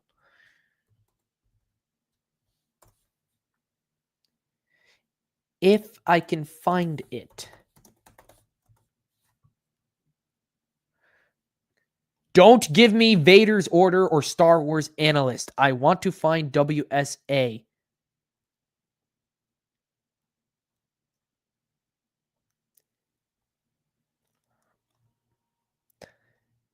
Freaking, there's a Star Wars Kids channel. Really? Yeah, I can't find it at the moment, but I will link it. I will find it. My main EU focus is the X-Wing series. Finished book 1 and loved it. I gotta collect that series. My dad doesn't own it. I do own the comics though. You and Emma and Stash seem to have the same love for Spider-Man. I wouldn't doubt it. I wouldn't doubt it. I would like to do a Spider-Man stream with him one day. I wouldn't mind. Star Wars Obsession comics, Republic, General Grievous, the Jedi one-shot comics are terrific. Yeah, I actually do own the first few volumes of the comics covering the Clone Wars. Thoughts on Darth Malik's minifig? It looks all right. It looks pretty good. I definitely prefer like the older minifigures from Star Wars than the newer ones. But that's just like me. That's a preference. What is the worst Star Wars take you've heard? Oh, I have heard doozies. I have heard so many. I don't think I could ever really like break down what is the worst take I've ever heard. There's the Marcia Lucas is responsible for saving Star Wars. There's TCW being part of George Lucas's Star Wars. There's a lot. There's a lot. Do you consider Ewok movies restart? Yes, I do consider them the real Star Wars. If they're canon, I don't know. They could be S-canon, possibly. So I don't. So yeah, they're real Star Wars, but I don't know if they're canon to the EU directly. I actually do own them on DVD, and I have watched them. Well, Infinite Multiverse, welcome. What up, Brandon? Have you played Bounty Hunter? Yes. Yes, I have. It is one of my favorite Star Wars video games. I actually played the first Coruscant level because that's probably my favorite level in the game. It is like awesome. Jango Fett is one of my favorite Star Wars characters, and that game is a big reason why. Red Harvest is a pretty good Death Troopers. Yes, I knew it. I did hear it had connections to Death Troopers. I feel bad for Mitra. I hate how she basically died in Revan. Dude, spoilers. I'm kidding. I have to read that novel anyway. You should also check out the Punisher movie from 2004 with Thomas Jane. Yeah, I might watch it with my dad because my dad is a big Punisher fan. I will do it. Have you seen all of the Alien? I have seen neither. The only thing I've ever really consumed involving Alien or Predator was when I read the first 2 series of Batman versus Predator, which my dad is also a big fan of. He owns both series. Brandon, who's your favorite Spidey character? Mine is Scarlet Spider, Historian Suit, or Helico. I like Spider-Man. Plain and simple. When it comes to like big franchises, I usually tend to just like the main hero character. That's usually my take. So for example, if people ask me who my favorite Sonic character is, I would say Sonic because he's blue, he's cool. I just like him. I feel like Mitra got disrespected. I did hear Revan technically is a character that gets screwed over, but I never really did much research because, again, the Old Republic is my blind spot. That is like the one era I really have no idea about. Favorite Spider-Man comic and writer? I like Roger Stern's run. From what I've read of it, I really liked a lot of what he did. I like Todd McFarlane's work because I own that as well because he wrote for the comic. And obviously, I do love Stan Lee's take on the character as well. Because that is actually the one run I owned the complete series of. Stan Lee and Steve Ditko. Worst Star Wars take is the prequel suck. I'll do you one better. People praising Disney Star Wars, that take is worse. If not the worst. Bounty Hunter is one of the best games. I absolutely agree. There's a reason why it got re-released, and then it did get remastered, if I'm not mistaken. Boba Fett has been F-bombed real hard. Poor Tamora Morrison. Oh, yeah. I am so glad he came out and spoke against it. Because it was like, they took away the name of his ship. They took away his coolness. They took away everything that made they made everything that made Boba Fett a badass. They got rid of. Now he's just a sad sack of shit. Whoops. Didn't realize you didn't read it. Yeah, that's okay, Star Wars SWA. Sorry for screwing up your name. Lucas Star Wars was never good. Empire is the only good movie. Gilroy is better than Lucas. TLJ is fun to watch. Are you is this like stuff you actually believe, or are you contributing to our argument? I mean, our talk about where Star Wars takes. I'm here now, Brandon. Welcome back, Real Darth Ghostfaced. Does your dad like the Star Wars prequels? What does he think of Disney Star Wars? Yeah, he does like the prequels. The one thing I do know is he was disappointed with Revenge of the Sith when it came out because he read the novelization by Matthew Stover beforehand. He told me that it was like the one book he really sat down and read. Like, he got through it real fast. And he loves, like, the duel between Anakin, Obi-Wan, and Dooku. Like, that's probably his favorite part of the book. But that's it. He does like the prequels. As for what he thinks of Disney Star Wars, at this point, he just kind of doesn't care. He obviously he doesn't like it. He doesn't accept it as real Star Wars. But he's just not really, he doesn't really have the time or the energy to hate on it. He has other things to worry about. And he's got the expanded universe. And I hope to make him proud by being just a true fan of the franchise. I hope to make him proud. Who's the one person who downvoted this stream? Probably a lurker who is triggered by me. I'm almost tempted to say it's McFrozen Nuggets.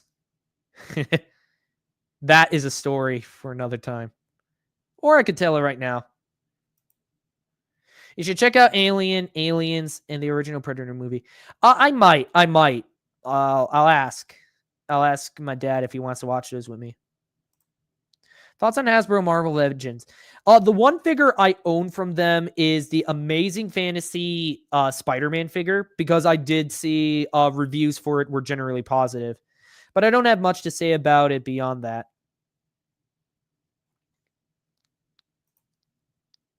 Okay, love to see you guys are cooperating in the chat. Watch the Punisher short film Dirty Laundry if you haven't seen it. Thomas Jane is in it and filmed it for the fans. Yeah, I heard about that. There's a channel I watched that talked about the Punisher adaptations, and yeah, I'll see it. I actually sent it to my dad. The worst Star Wars take is saying any Disney Star Wars content is better than any of George Lucas' Star Wars. I agree. Give me a second, guys. I'm going to go get some water because my throat is getting sore. I'll be right back.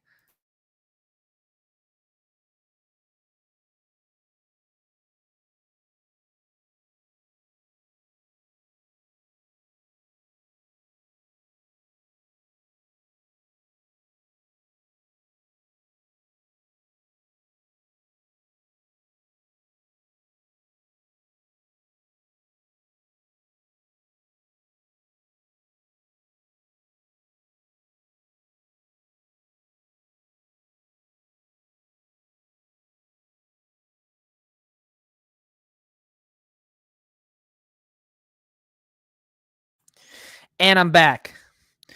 Sorry about that, guys.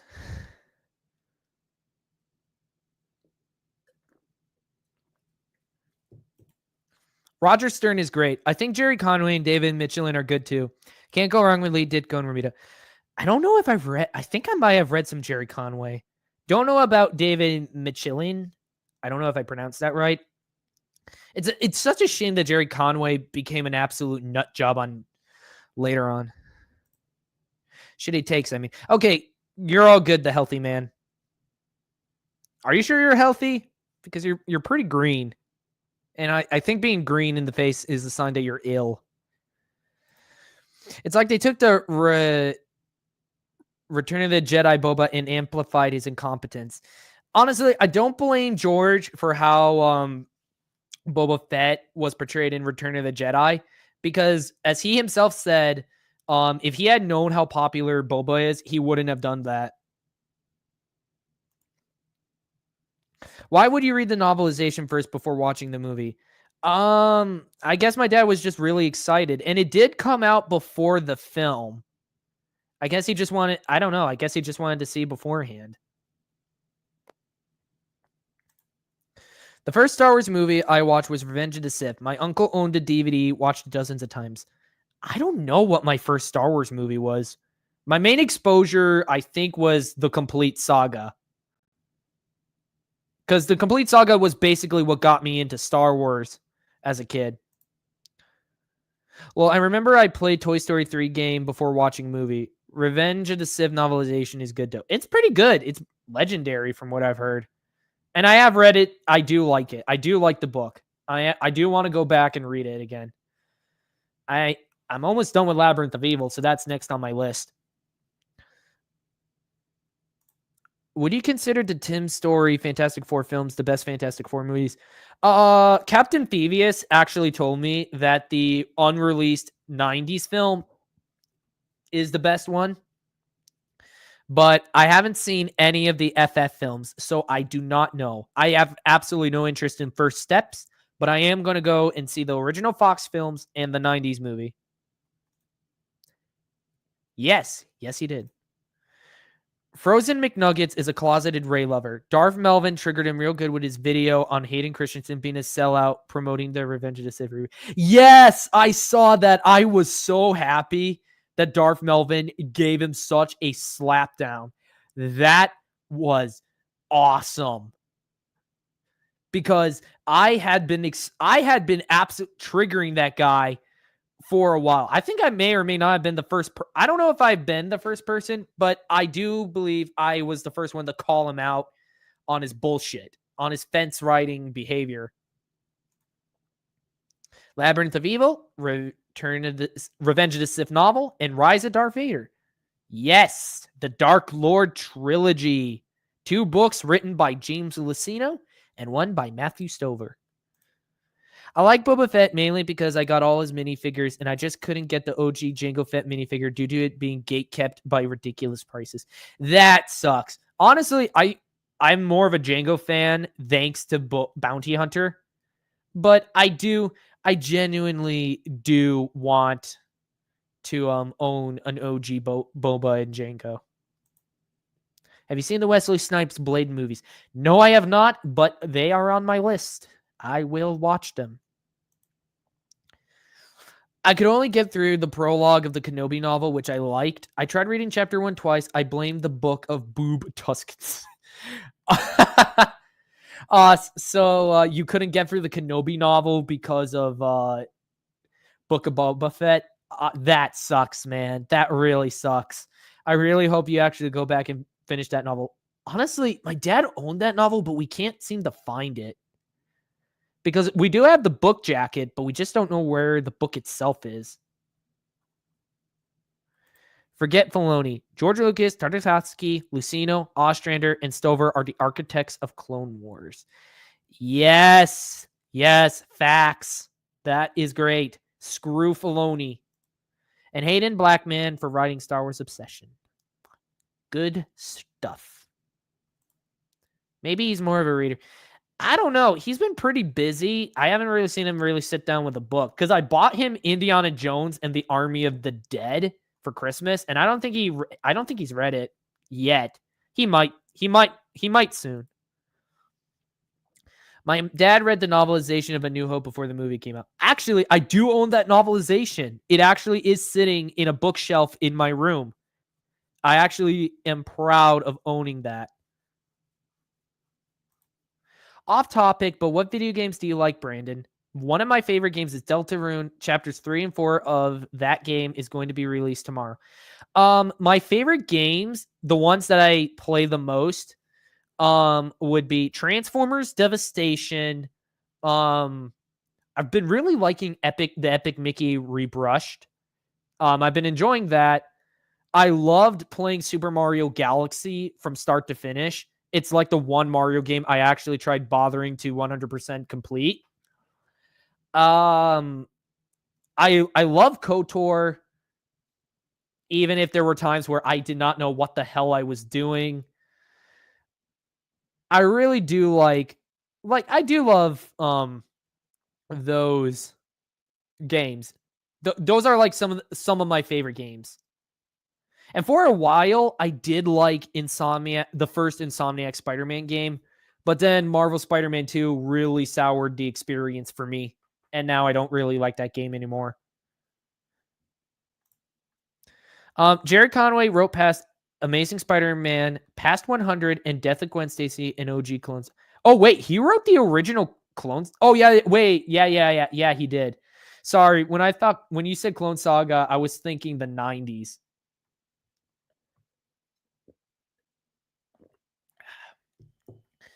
Okay,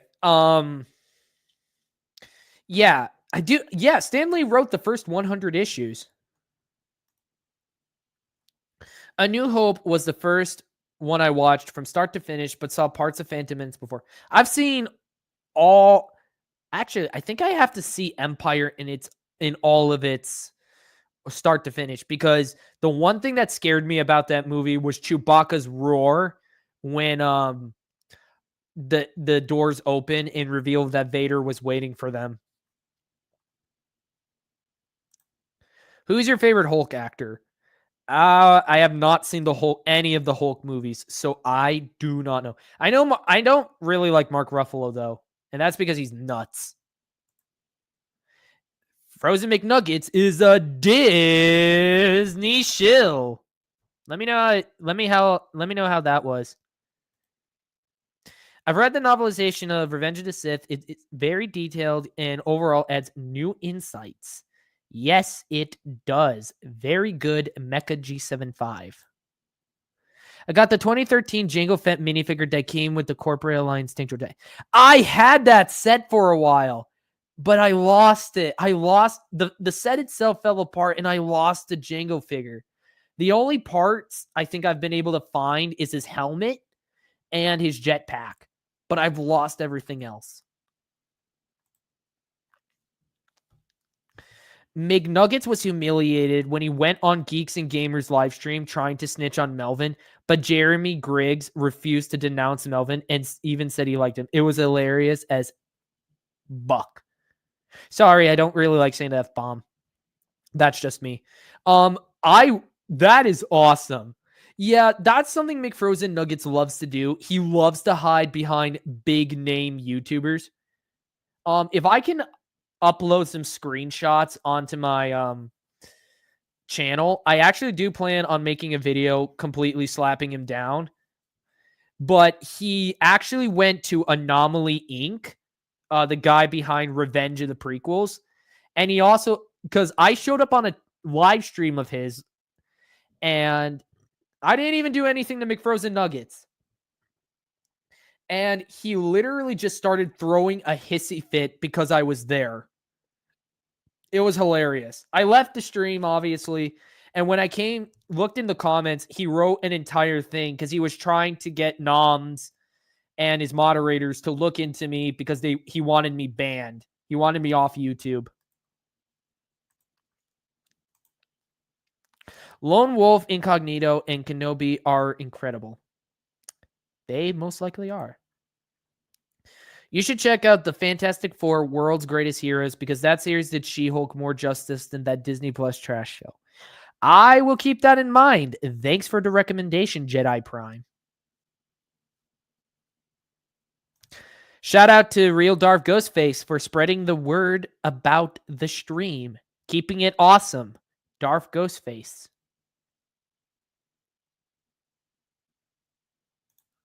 Hayden Blackman did incredible with Obsession, and Ostrander did a superb job with the Legacy comics as well. I would love to read Legacy as soon as I get my hands on it.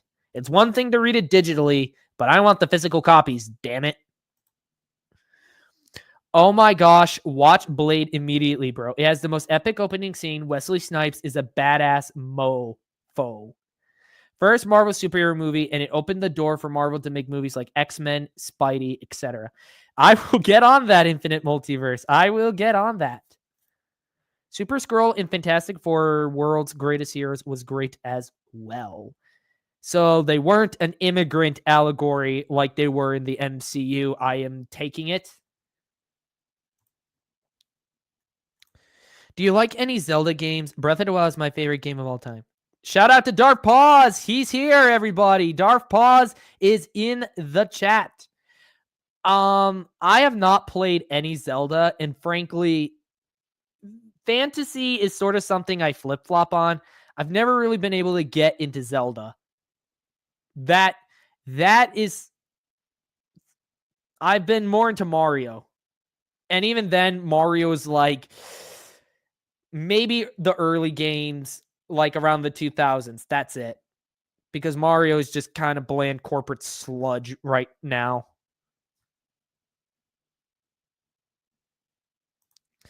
Yes, Darth Paws is alive and well. Mecha G75.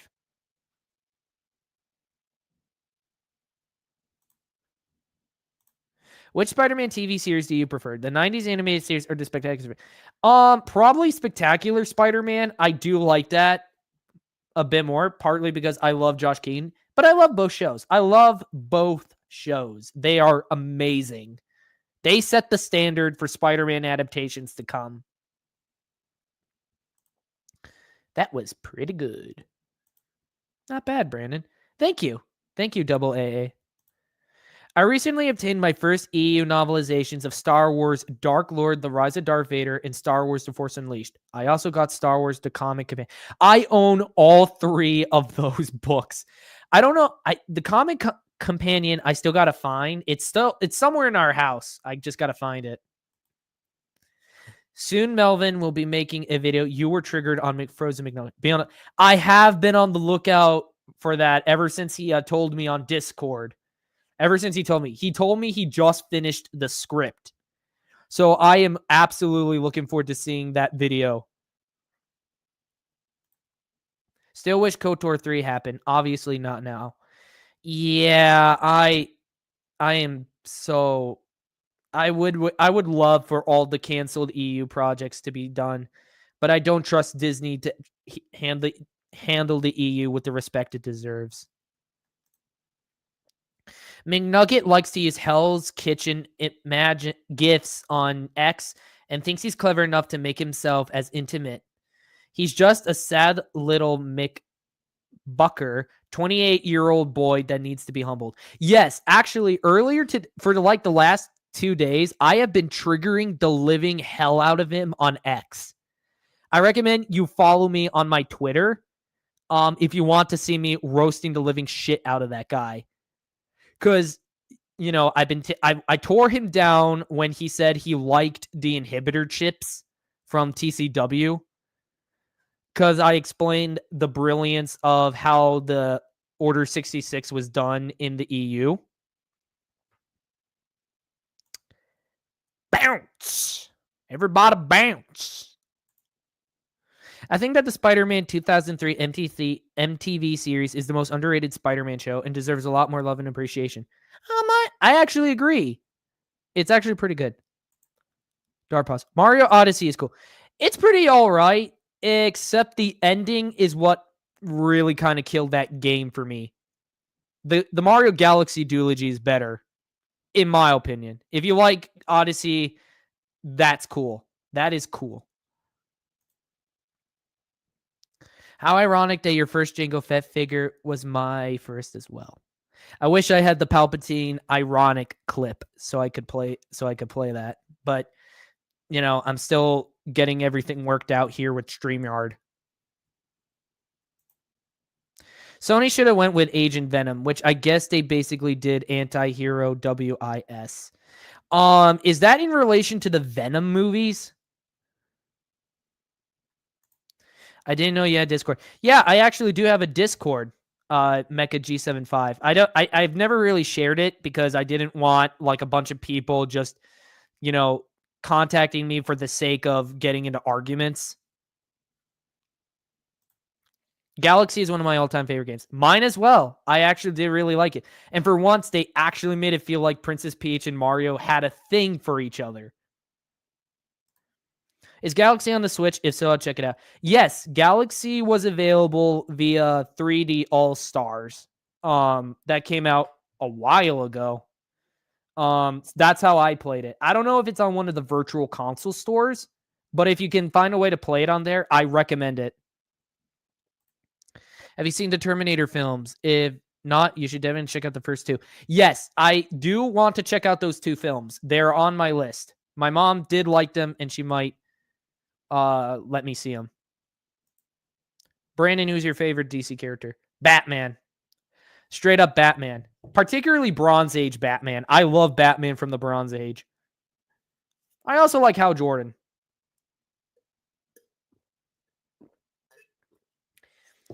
Because I had been watching like I watched Brave and the Bold, and that kind of woke me up to like the wider DC universe.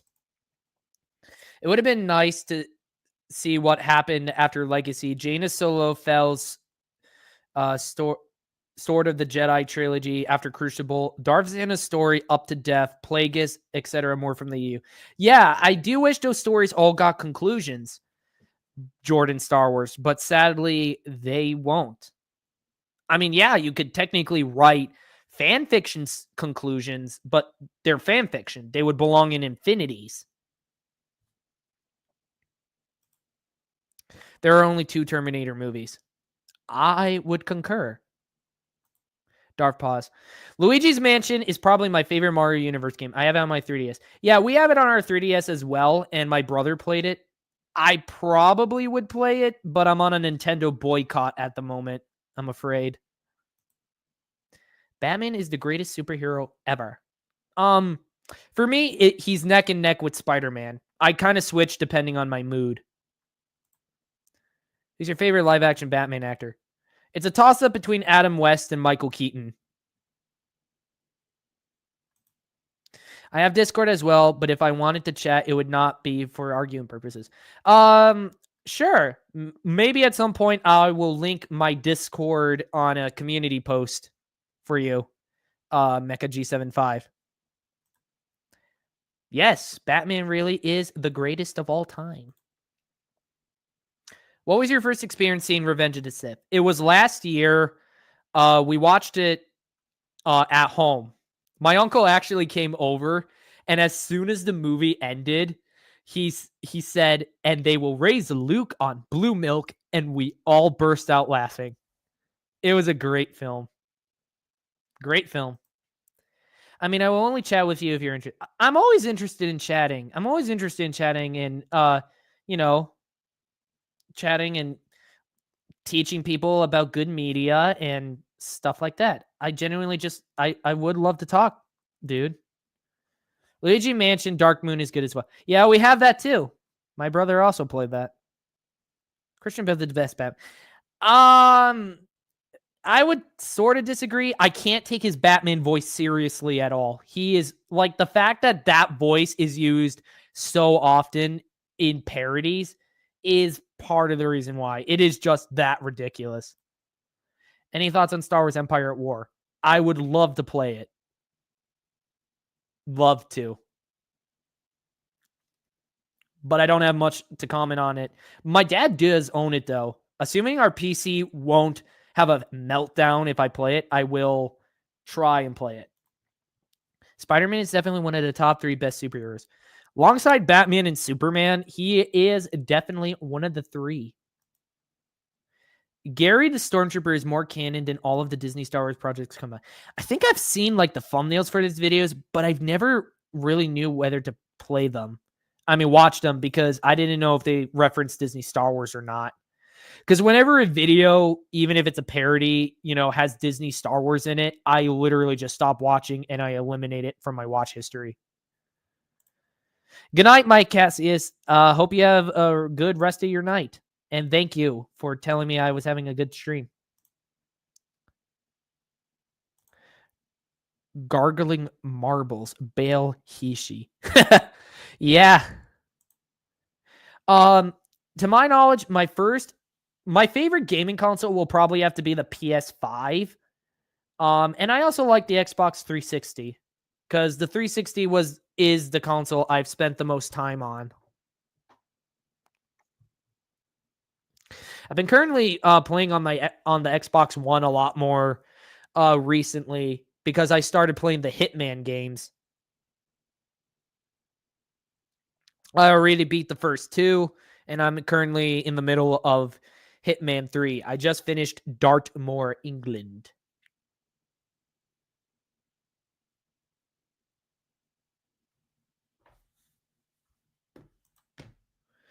I will let you know, Mecha G75. I will let you know. OG Battlefront 2 is great. I play it on emulator. I play it via backwards compatibility on my Xbox One. So, yeah, I actually do own both Battlefronts, the OGs. I'm always a PlayStation guy than an Xbox guy for me. That's perfectly fine. That's perfectly legit. I can understand. I can see that. We kind of just veered towards being Sony ourselves.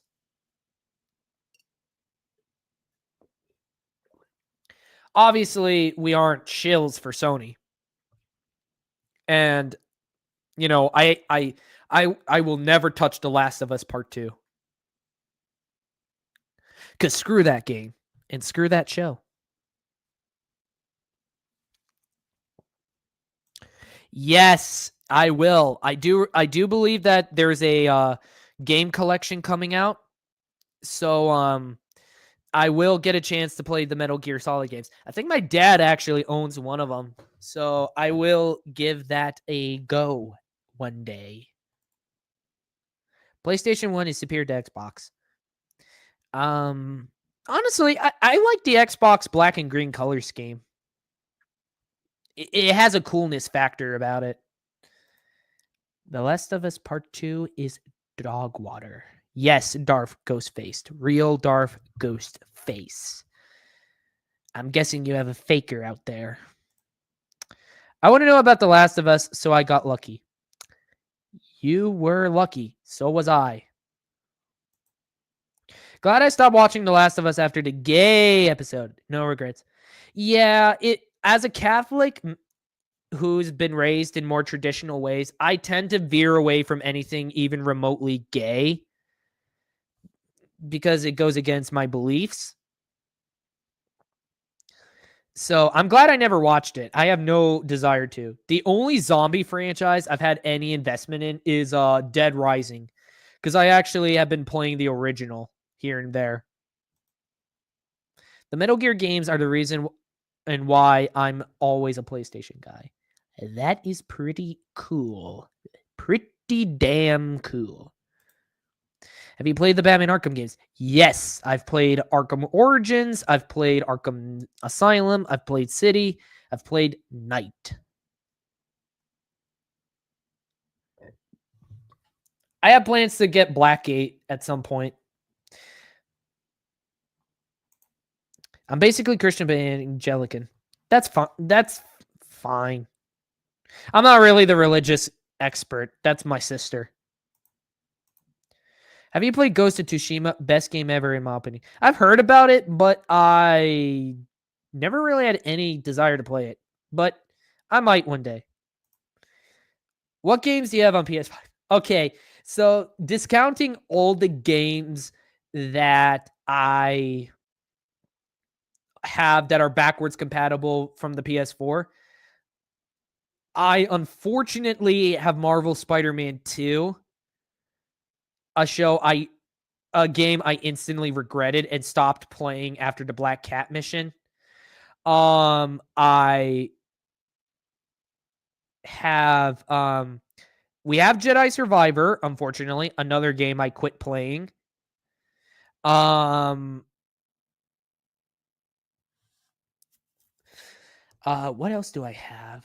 Oh yeah, I have Epic Mickey Rebrushed. That one I recently just got because I heard Epic Mickey was like, it had a good story and stuff like that, but the problem was like it was on a Wii, so it kind of sucked. I'll have to think about the others. No, you're good, Mecha G75. I was the one who brought it up. Kevin Conroy was the best.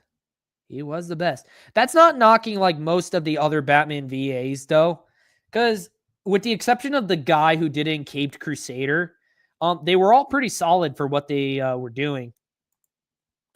A show having gay characters itself isn't a bad thing. It's just that those characters' sexualization, I can see that. It's just that it goes against my beliefs. That is just me. That's a preference thing. That's it.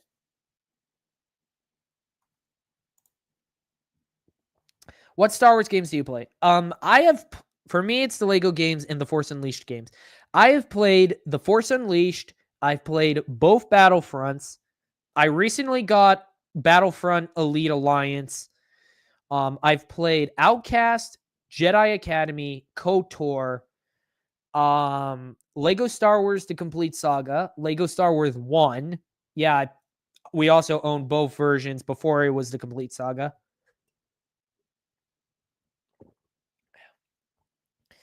What else have I played? Oh yeah, I've played Jedi Starfighter, Bounty Hunter, Racer Revenge, Racer, and Republic Commando. Oh, and I've played the Clone Wars game. Star Wars The Clone Wars. The one that isn't tied to TCW. Favorite Arkham Batmobile? I would say the 1970s paint job. But the Michael Keaton mobile and the Arkham Asylum Batmobile, those are great. Rest in peace, Kevin Conroy. You were awesome. I used to play The Dark Knight Rises on mobile. A Gameloft game doesn't exist anymore. There was a story. I played the Spider-Man game back when it was going, and then it got taken down. Oh, it was all right. Have you played the Guardians of the Galaxy? Yeah, I don't own it. Infinite Multiverse. I kind of don't because I didn't invest in it. Hail Knights of Melvin. Everybody give Knights of Melvin a great open welcome. Already more live viewers than Jacob. Yes, I did not have to pay for a single sub, and I didn't have to pay for a single view. All of these views are thanks to my amazing audience. You guys are awesome. Everybody say hi to Knights of Melvin. And sub to his channel. And help him take down the Disney shills and avenge Star Wars. The Dark Lord of the Sith is in our humble presence. Yes, he is. My fave. You should play the X-Men Origins. Well, yes, I actually heard about that. I heard it was better than the movie. I have plans to get it. If it's on 360, yeah, I will get it. I will play it. I have plans to get it. At the moment, I am also trying to hunt down The Force Unleashed 2 because I swear that game has eluded me for the longest time. The one time I thought I got it, I ended up buying another copy of The Force Unleashed. Fake subspeed. Yes. Jacob is fake. He's a fake Star Wars fan. My favorite Batmobile is the all blacked out Lamborghini in The Dark Knight. Haha. Are you talking about like the no, not the Tumbler. The Tumbler wouldn't be compared to a Lamborghini. Join the Knights of Melvin to avenge Star Wars. Yes, everybody sub to the Knights of Melvin. Wait, hang on.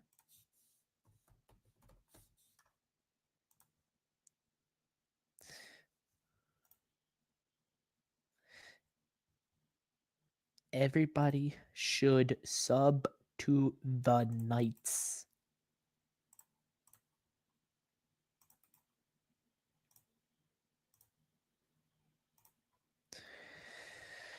Jumping to light speed. We need more knights. Yes, we need more knights. Shift into Jacob mode.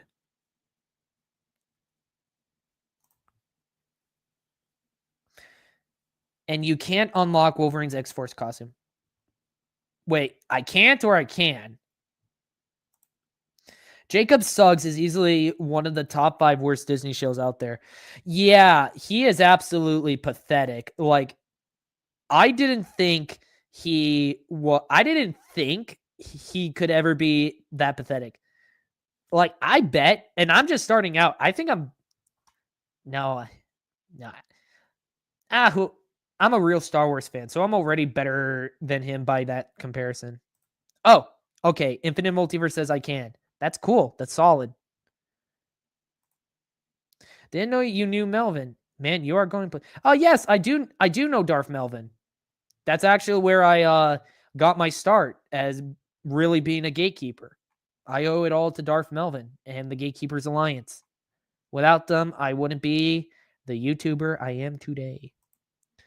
Everybody give Star Wars Scran a big open welcome. Howdy, Brandon. Yes. Everybody sub to Star Wars Scrans' channel. He also covers the expanded universe.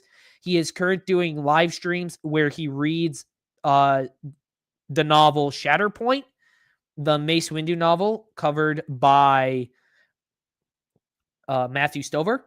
Please go ahead and sub to him. He is a great guy. What's your favorite night and day stages in Sonic Unleashed? For me, it's the rooftop. I would say something like Cool Edge or Arid Sands. I do like all the locations though, the ones I've played, because I'm still in the middle of trying to complete that. But yeah, Arid Sands and Cool Edge. Congrats on Joshy Boy being shielded the week again. I got to get back to watching the Knights of Melvin streams. Maybe I should renew my membership. Year and a half. Has it really been that long that I've been a gatekeeper? Wow. I really had no idea. Jacob is authentic. Yes, he is hashtag authentic. Everybody type Jacob is hashtag authentic in the comments. Aside from Sonic Unleashed, have you ever played any of the Sonic games? Yes, I have played Sonic Colors on the Wii. And I did play the remaster, even though it wasn't as great. And I played the classic games. And I played a little bit of Sonic Frontiers, and then I got sick of it because it's so freaking boring. It was awful. Hail the Gatekeepers Alliance. Yes, everybody subscribe to the Gatekeepers Alliance.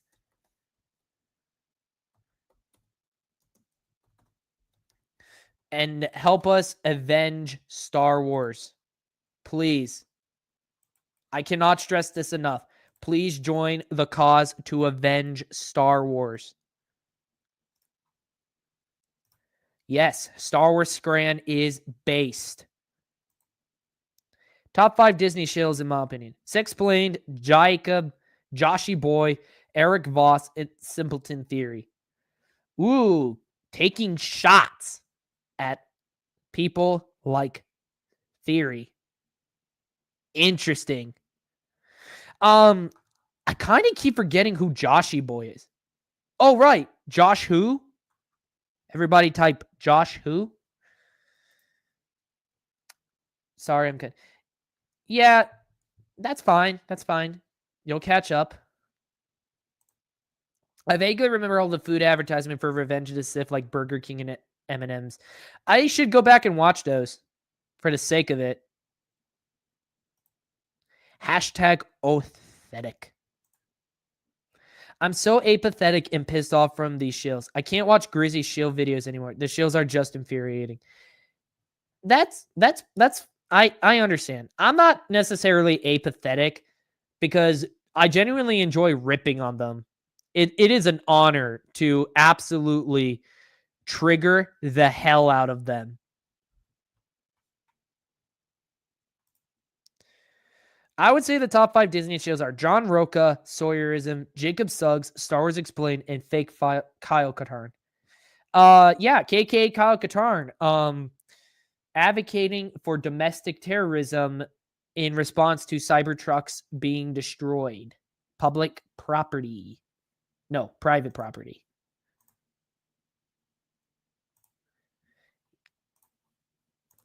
Yes. Authentic is an understatement for some. Ooh. Could there be a level beyond authentic? Could there? Could there?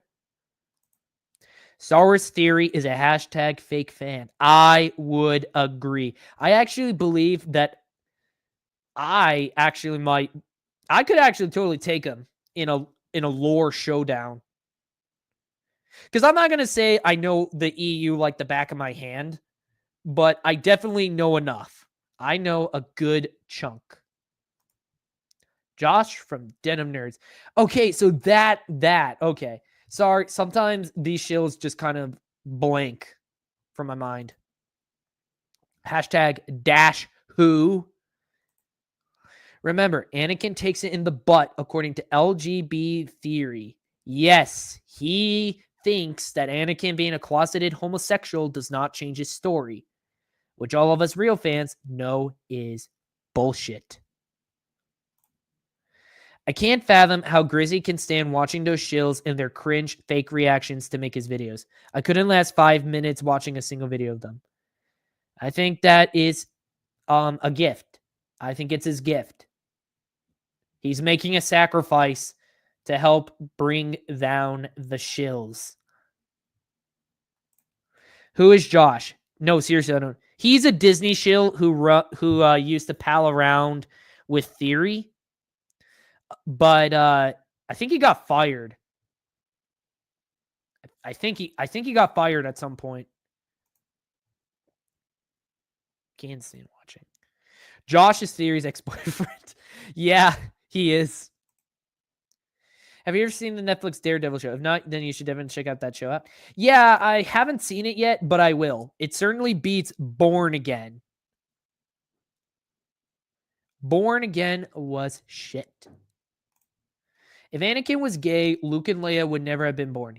He's a bucking idiot and grifter. Yes, he's an idiot. It honestly flabbergasts me that he has the largest sub count out of every Star Wars channel there is. That is truly embarrassing.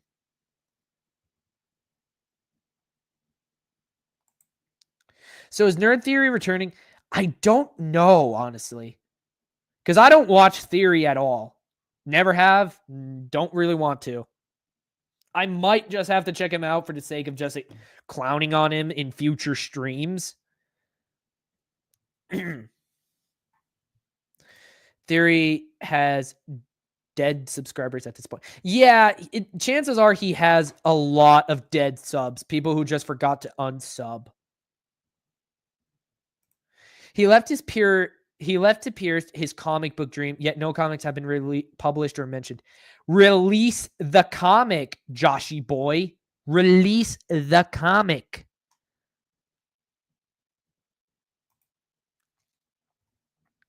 So, what do you guys want to do now? Born Again? Jeez, I'd rather not. Yeah, me neither. His breakdown of World Between Worlds and Ahsoka was the last straw for me. The best Star Wars we've gone since Disney purchased it. Did we ever get any good Star Wars under Disney? No, we absolutely did not. Because it's all fake. It's all fake Disney Star Wars. It's all fake. It's not real. And if you like Disney Star Wars, you are a fake fan. It is that simple. Real Star Wars is the 6 films and the expanded universe. That is the truth, and I am dedicated to telling the truth. So, do you guys want to talk about anything else? Because I could go on for a bit longer if you want. Josh is like EVS. Puts out crowdfunding campaigns for comics, but never delivers them to his customers. He's a textbook definition of a grifter. I don't know who EVS is, so I can't really comment on that. Theory obviously pretends to live and behave like Anakin. That's why he has a childlike mentality and lashes out whenever he gets criticism. He would take a job from Disney if they offered it. I totally agree. Like, he pretends to be like he's so in love with Star Wars. But if he truly loved Star Wars, he wouldn't, shill for Disney. He is a fence rider. He is a grifter. He is a fake fan. And I won't stand for him trying to get away with it. I will call him out. I will call him out when necessary. If he slips up, I will go after him. Sorry, Brandon, but I can't stay any longer. Have to go to good for your stream, by the way. Hope you will put out more content. Good night, Darth Ghostface. Yes, I do have plans for content in the future. As soon as I can get some editing software, I have plans for the future. I can admit, as a former fence rider or shill, I tried to praise Disney Star Wars, but I know better in seeing the truth. I embraced my inner dark side, and now I'm part of the Gatekeepers Alliance community. Embraced it. Glad to see you saw the light, double AA. I am proud. I'm thinking about making my own Bronze Age Batmobile. I would love to see it. I actually have been trying to make my own custom Batmobile for ages, but it just never works out no matter how hard I try. I got to get around to it again. Good night and peace out. Peace out. Peace, Darth Ghostface. Seriously, who's your favorite Sonic character? Because honestly, Shadow is hella cool, brah. I said it is Sonic. Sonic the Hedgehog is my favorite Sonic character. This may be an unpopular opinion here, but Zendaya is my least favorite MJ of all time because they race swap her for the sake of DEI purpose and change her name. And really, I hated the MCU for that. It's not really an unpopular opinion. I think it's actually becoming more widely accepted that she was garbage. And the thing is, I would argue that I don't even think she really was Mary Jane. I think she was like Mary Jane in name only. No, not even name only. Initials only. But yeah, I don't think it's really an unpopular opinion. I never considered TCW or Rebels as canon. After 2003 Clone Wars, Rebels was the first animated Star Wars show I watched. Season 3 was when I found out about it, the EU. I watched like a couple episodes of TCW, but even back when I was like a kid, I figured something was off. There was just something off about it because I knew I watched the original 2003 Clone Wars. I watched it to death. It's a miracle that the disc I own isn't worn out. Michelle Jones, yes. She's not even Mary Jane. She is Michelle Jones. She was awful. She was gosh darn awful. Terrible. Honestly, I wouldn't have minded if they kept Liz from Homecoming as his definitive love interest. What my thoughts are on the Batmobile from the Bronze Age. I like it. I actually do like it. I think it's underrated Batmobile. I get it. It's because it looks like a normal car with Batman's face slapped onto the hood, but I think it looks really cool. Meth Jones is more like it. Yeah, she's probably hitting that Vong Bong. The Vong Bong.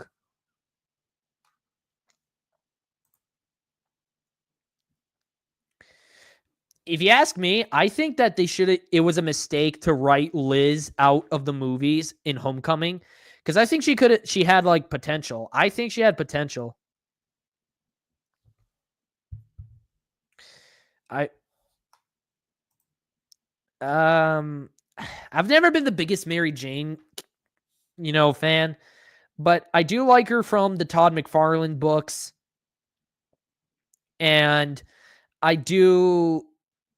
Spectacular had a pretty good version of her.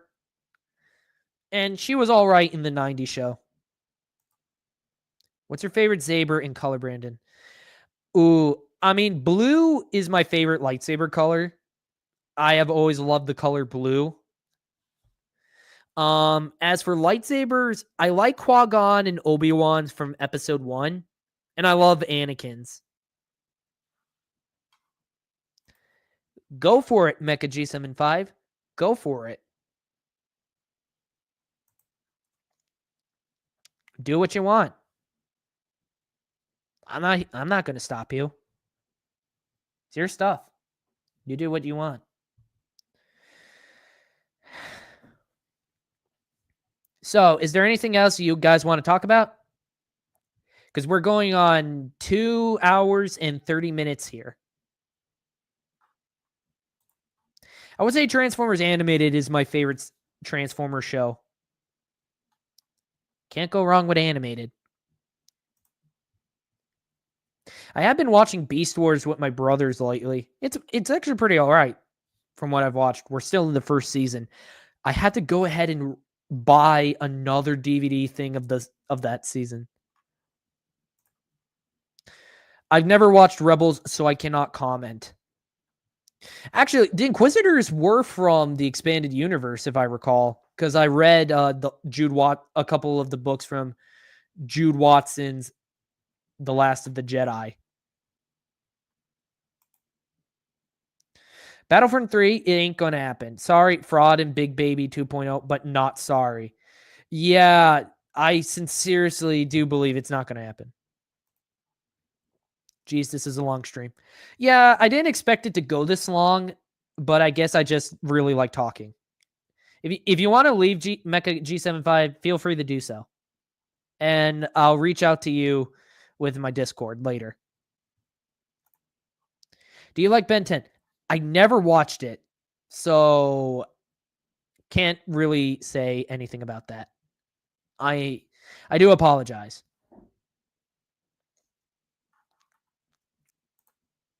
Mine is Revan's purple saber. It's just so sick, and it's dope that he's the only Sith Lord with a different colored saber. But I could be wrong. I'm still deep diving into EU thanks to Purist. XR Kun had a double-bladed blue lightsaber, so Revan isn't the only one with a different colored saber. That's a little factoid for you, Infinite Multiverse. Obviously, when the others came in and started with the helicopters, I was like, yeah, the Filoni's helicopter sabers. I am actually surprised he hasn't adapted those yet. I don't think they've ever really been adapted in anything after that show came out.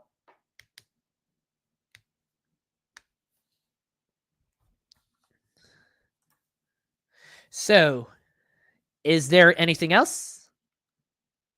Anything else we want to talk about? Dave Fraud Loney is a twat. Yes, he is. He is a twat. I honestly could not hate a man any more than I do with Dave Filoni. He is a fraud. A hack in the hat. I don't watch anime. The closest I'm going to get is watching the Unicron trilogy, starting with Transformers Armada, because I recently acquired that. I gotta go now. I'll chat later. Bye. See ya, Mecha G75. Thanks for tuning in.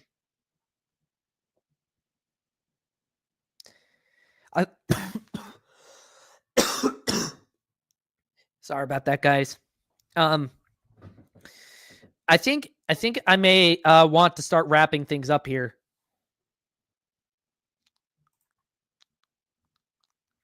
I might give Attack on Titan a chance one day. I might. Maybe. I've only seen like one episode of the live action One Piece because my mom was watching it because she really likes that show. She really likes the anime of One Piece.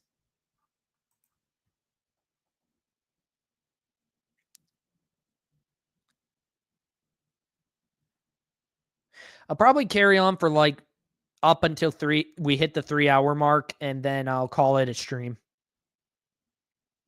Sound good, guys? Let me know in the chat.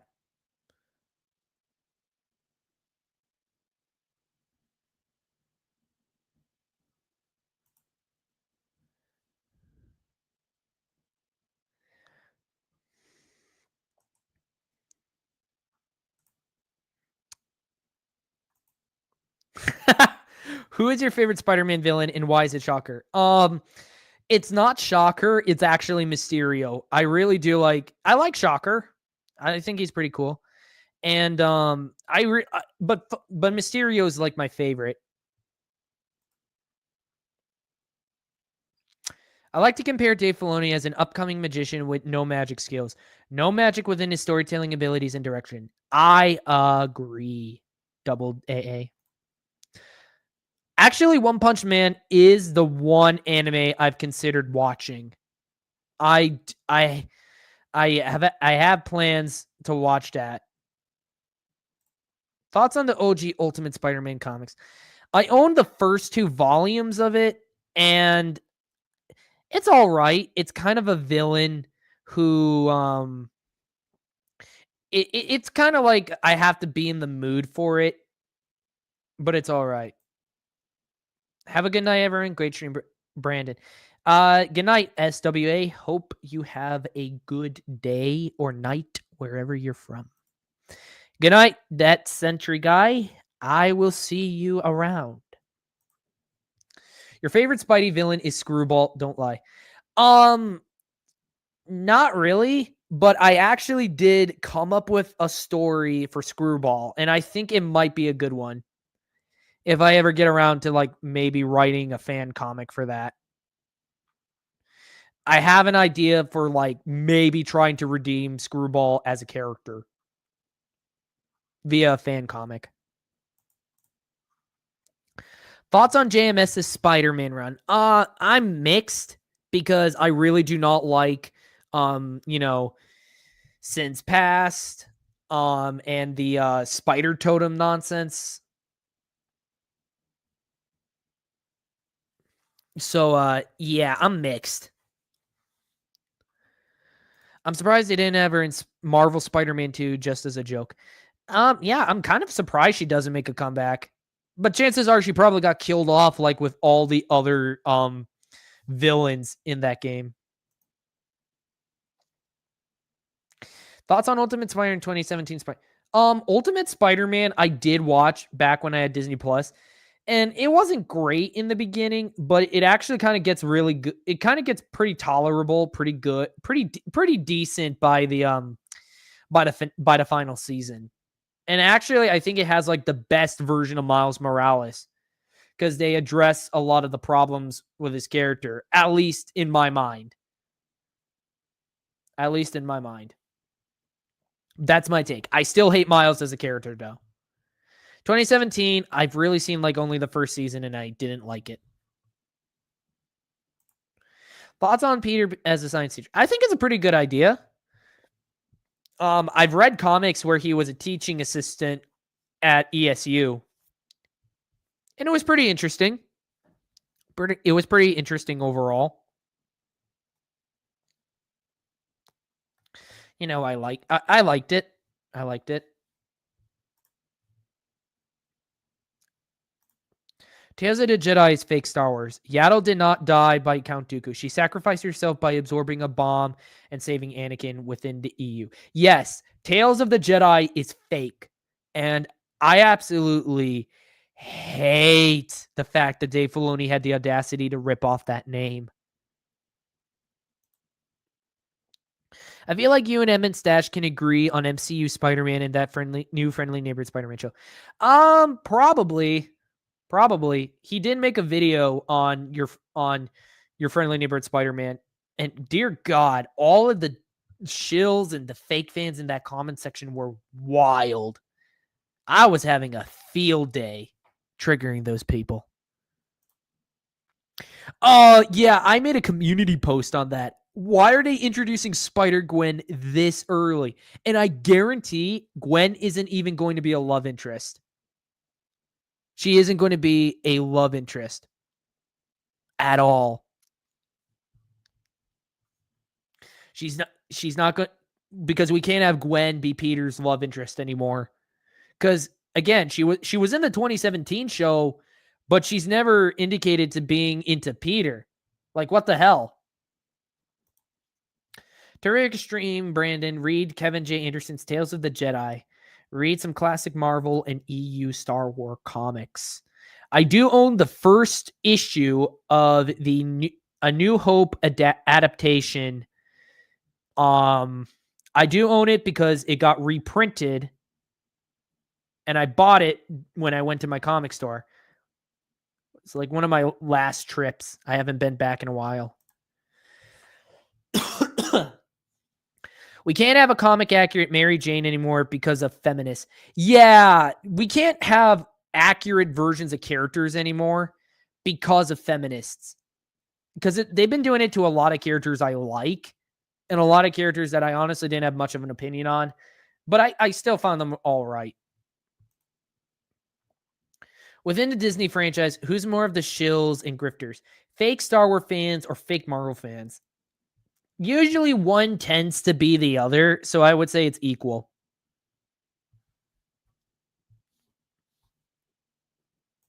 Yes, they did indeed cook.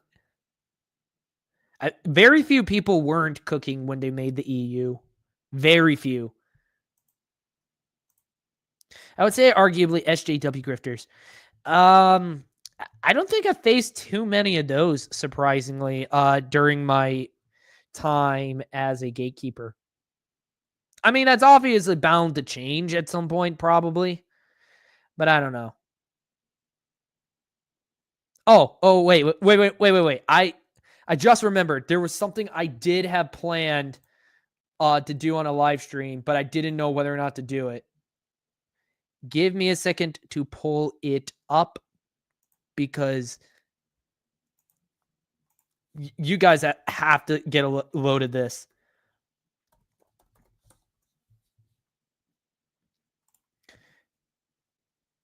Assuming he didn't take it down. Oh wait, I have to check his posts because he linked his other channel.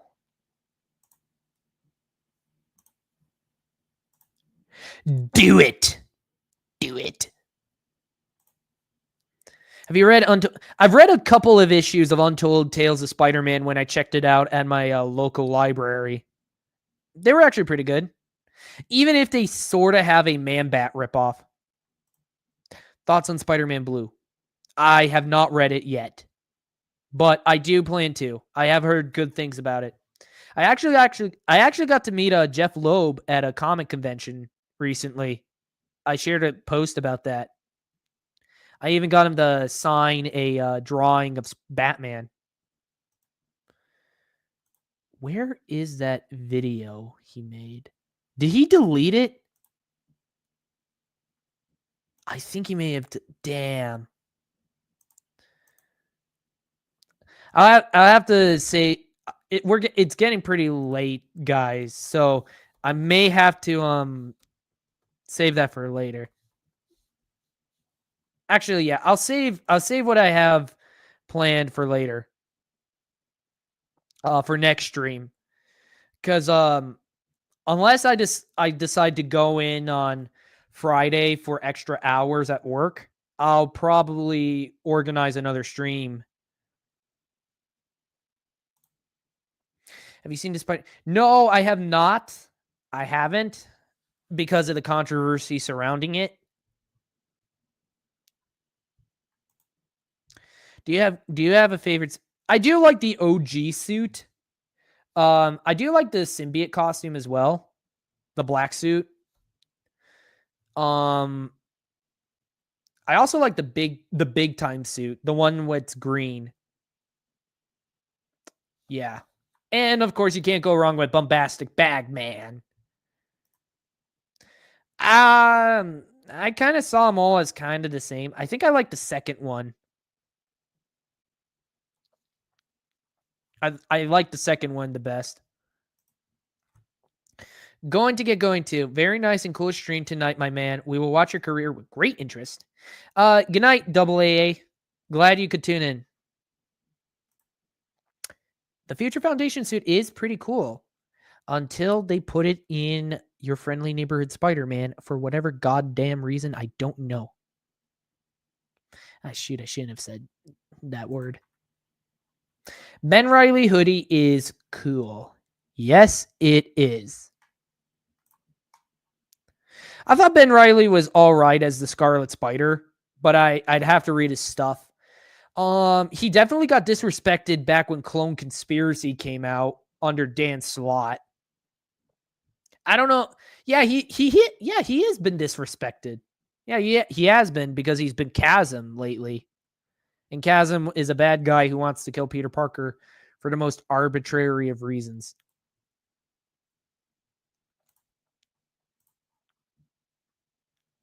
Ben Reilly, Miguel O'Hara, and Mayday Parker. I like them all. They're well-written characters. Ben was a well-written character before Dan Slott got his hands on him. Miguel O'Hara is amazing, and Mayday Parker is awesome. I actually say Miguel and Mayday both deserve being Spider-Man's successor more than Miles ever could or ever would. Miles doesn't deserve it at all. Not at all.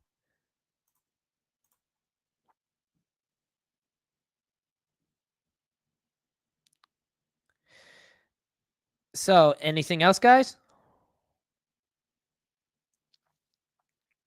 Anything else you want to talk about?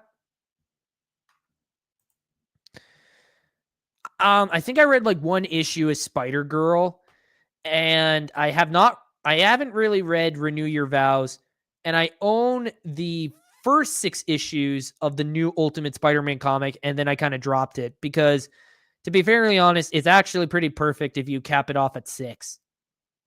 I want Peter to be married and have kids, man. Yeah, I do too. I want to see Peter Parker, happy, still struggling a little bit, being a family man, but I want to see him fighting crime and being a dad. Don't we all? But I want it to be done right, not used for simple bait. Why does Marvel hate Spider-Man? Because he's a straight, white, heterosexual man. That's why. They want to replace him with Miles Morales. Paul sucks. What do you want me to say? All right, Infinite Multiverse. Have a good night. All right, it seems as if everyone's checking out, so I think I might end the stream here. If that sounds good with everybody.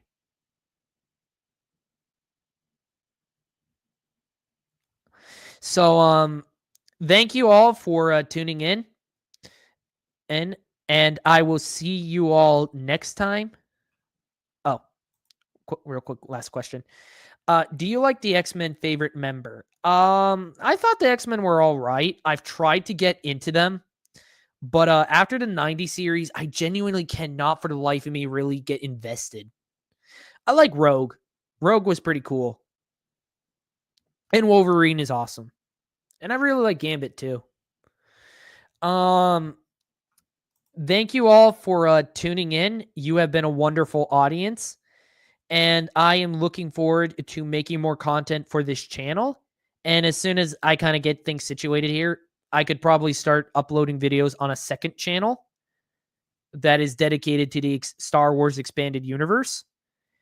And until next time, all of you stay awesome.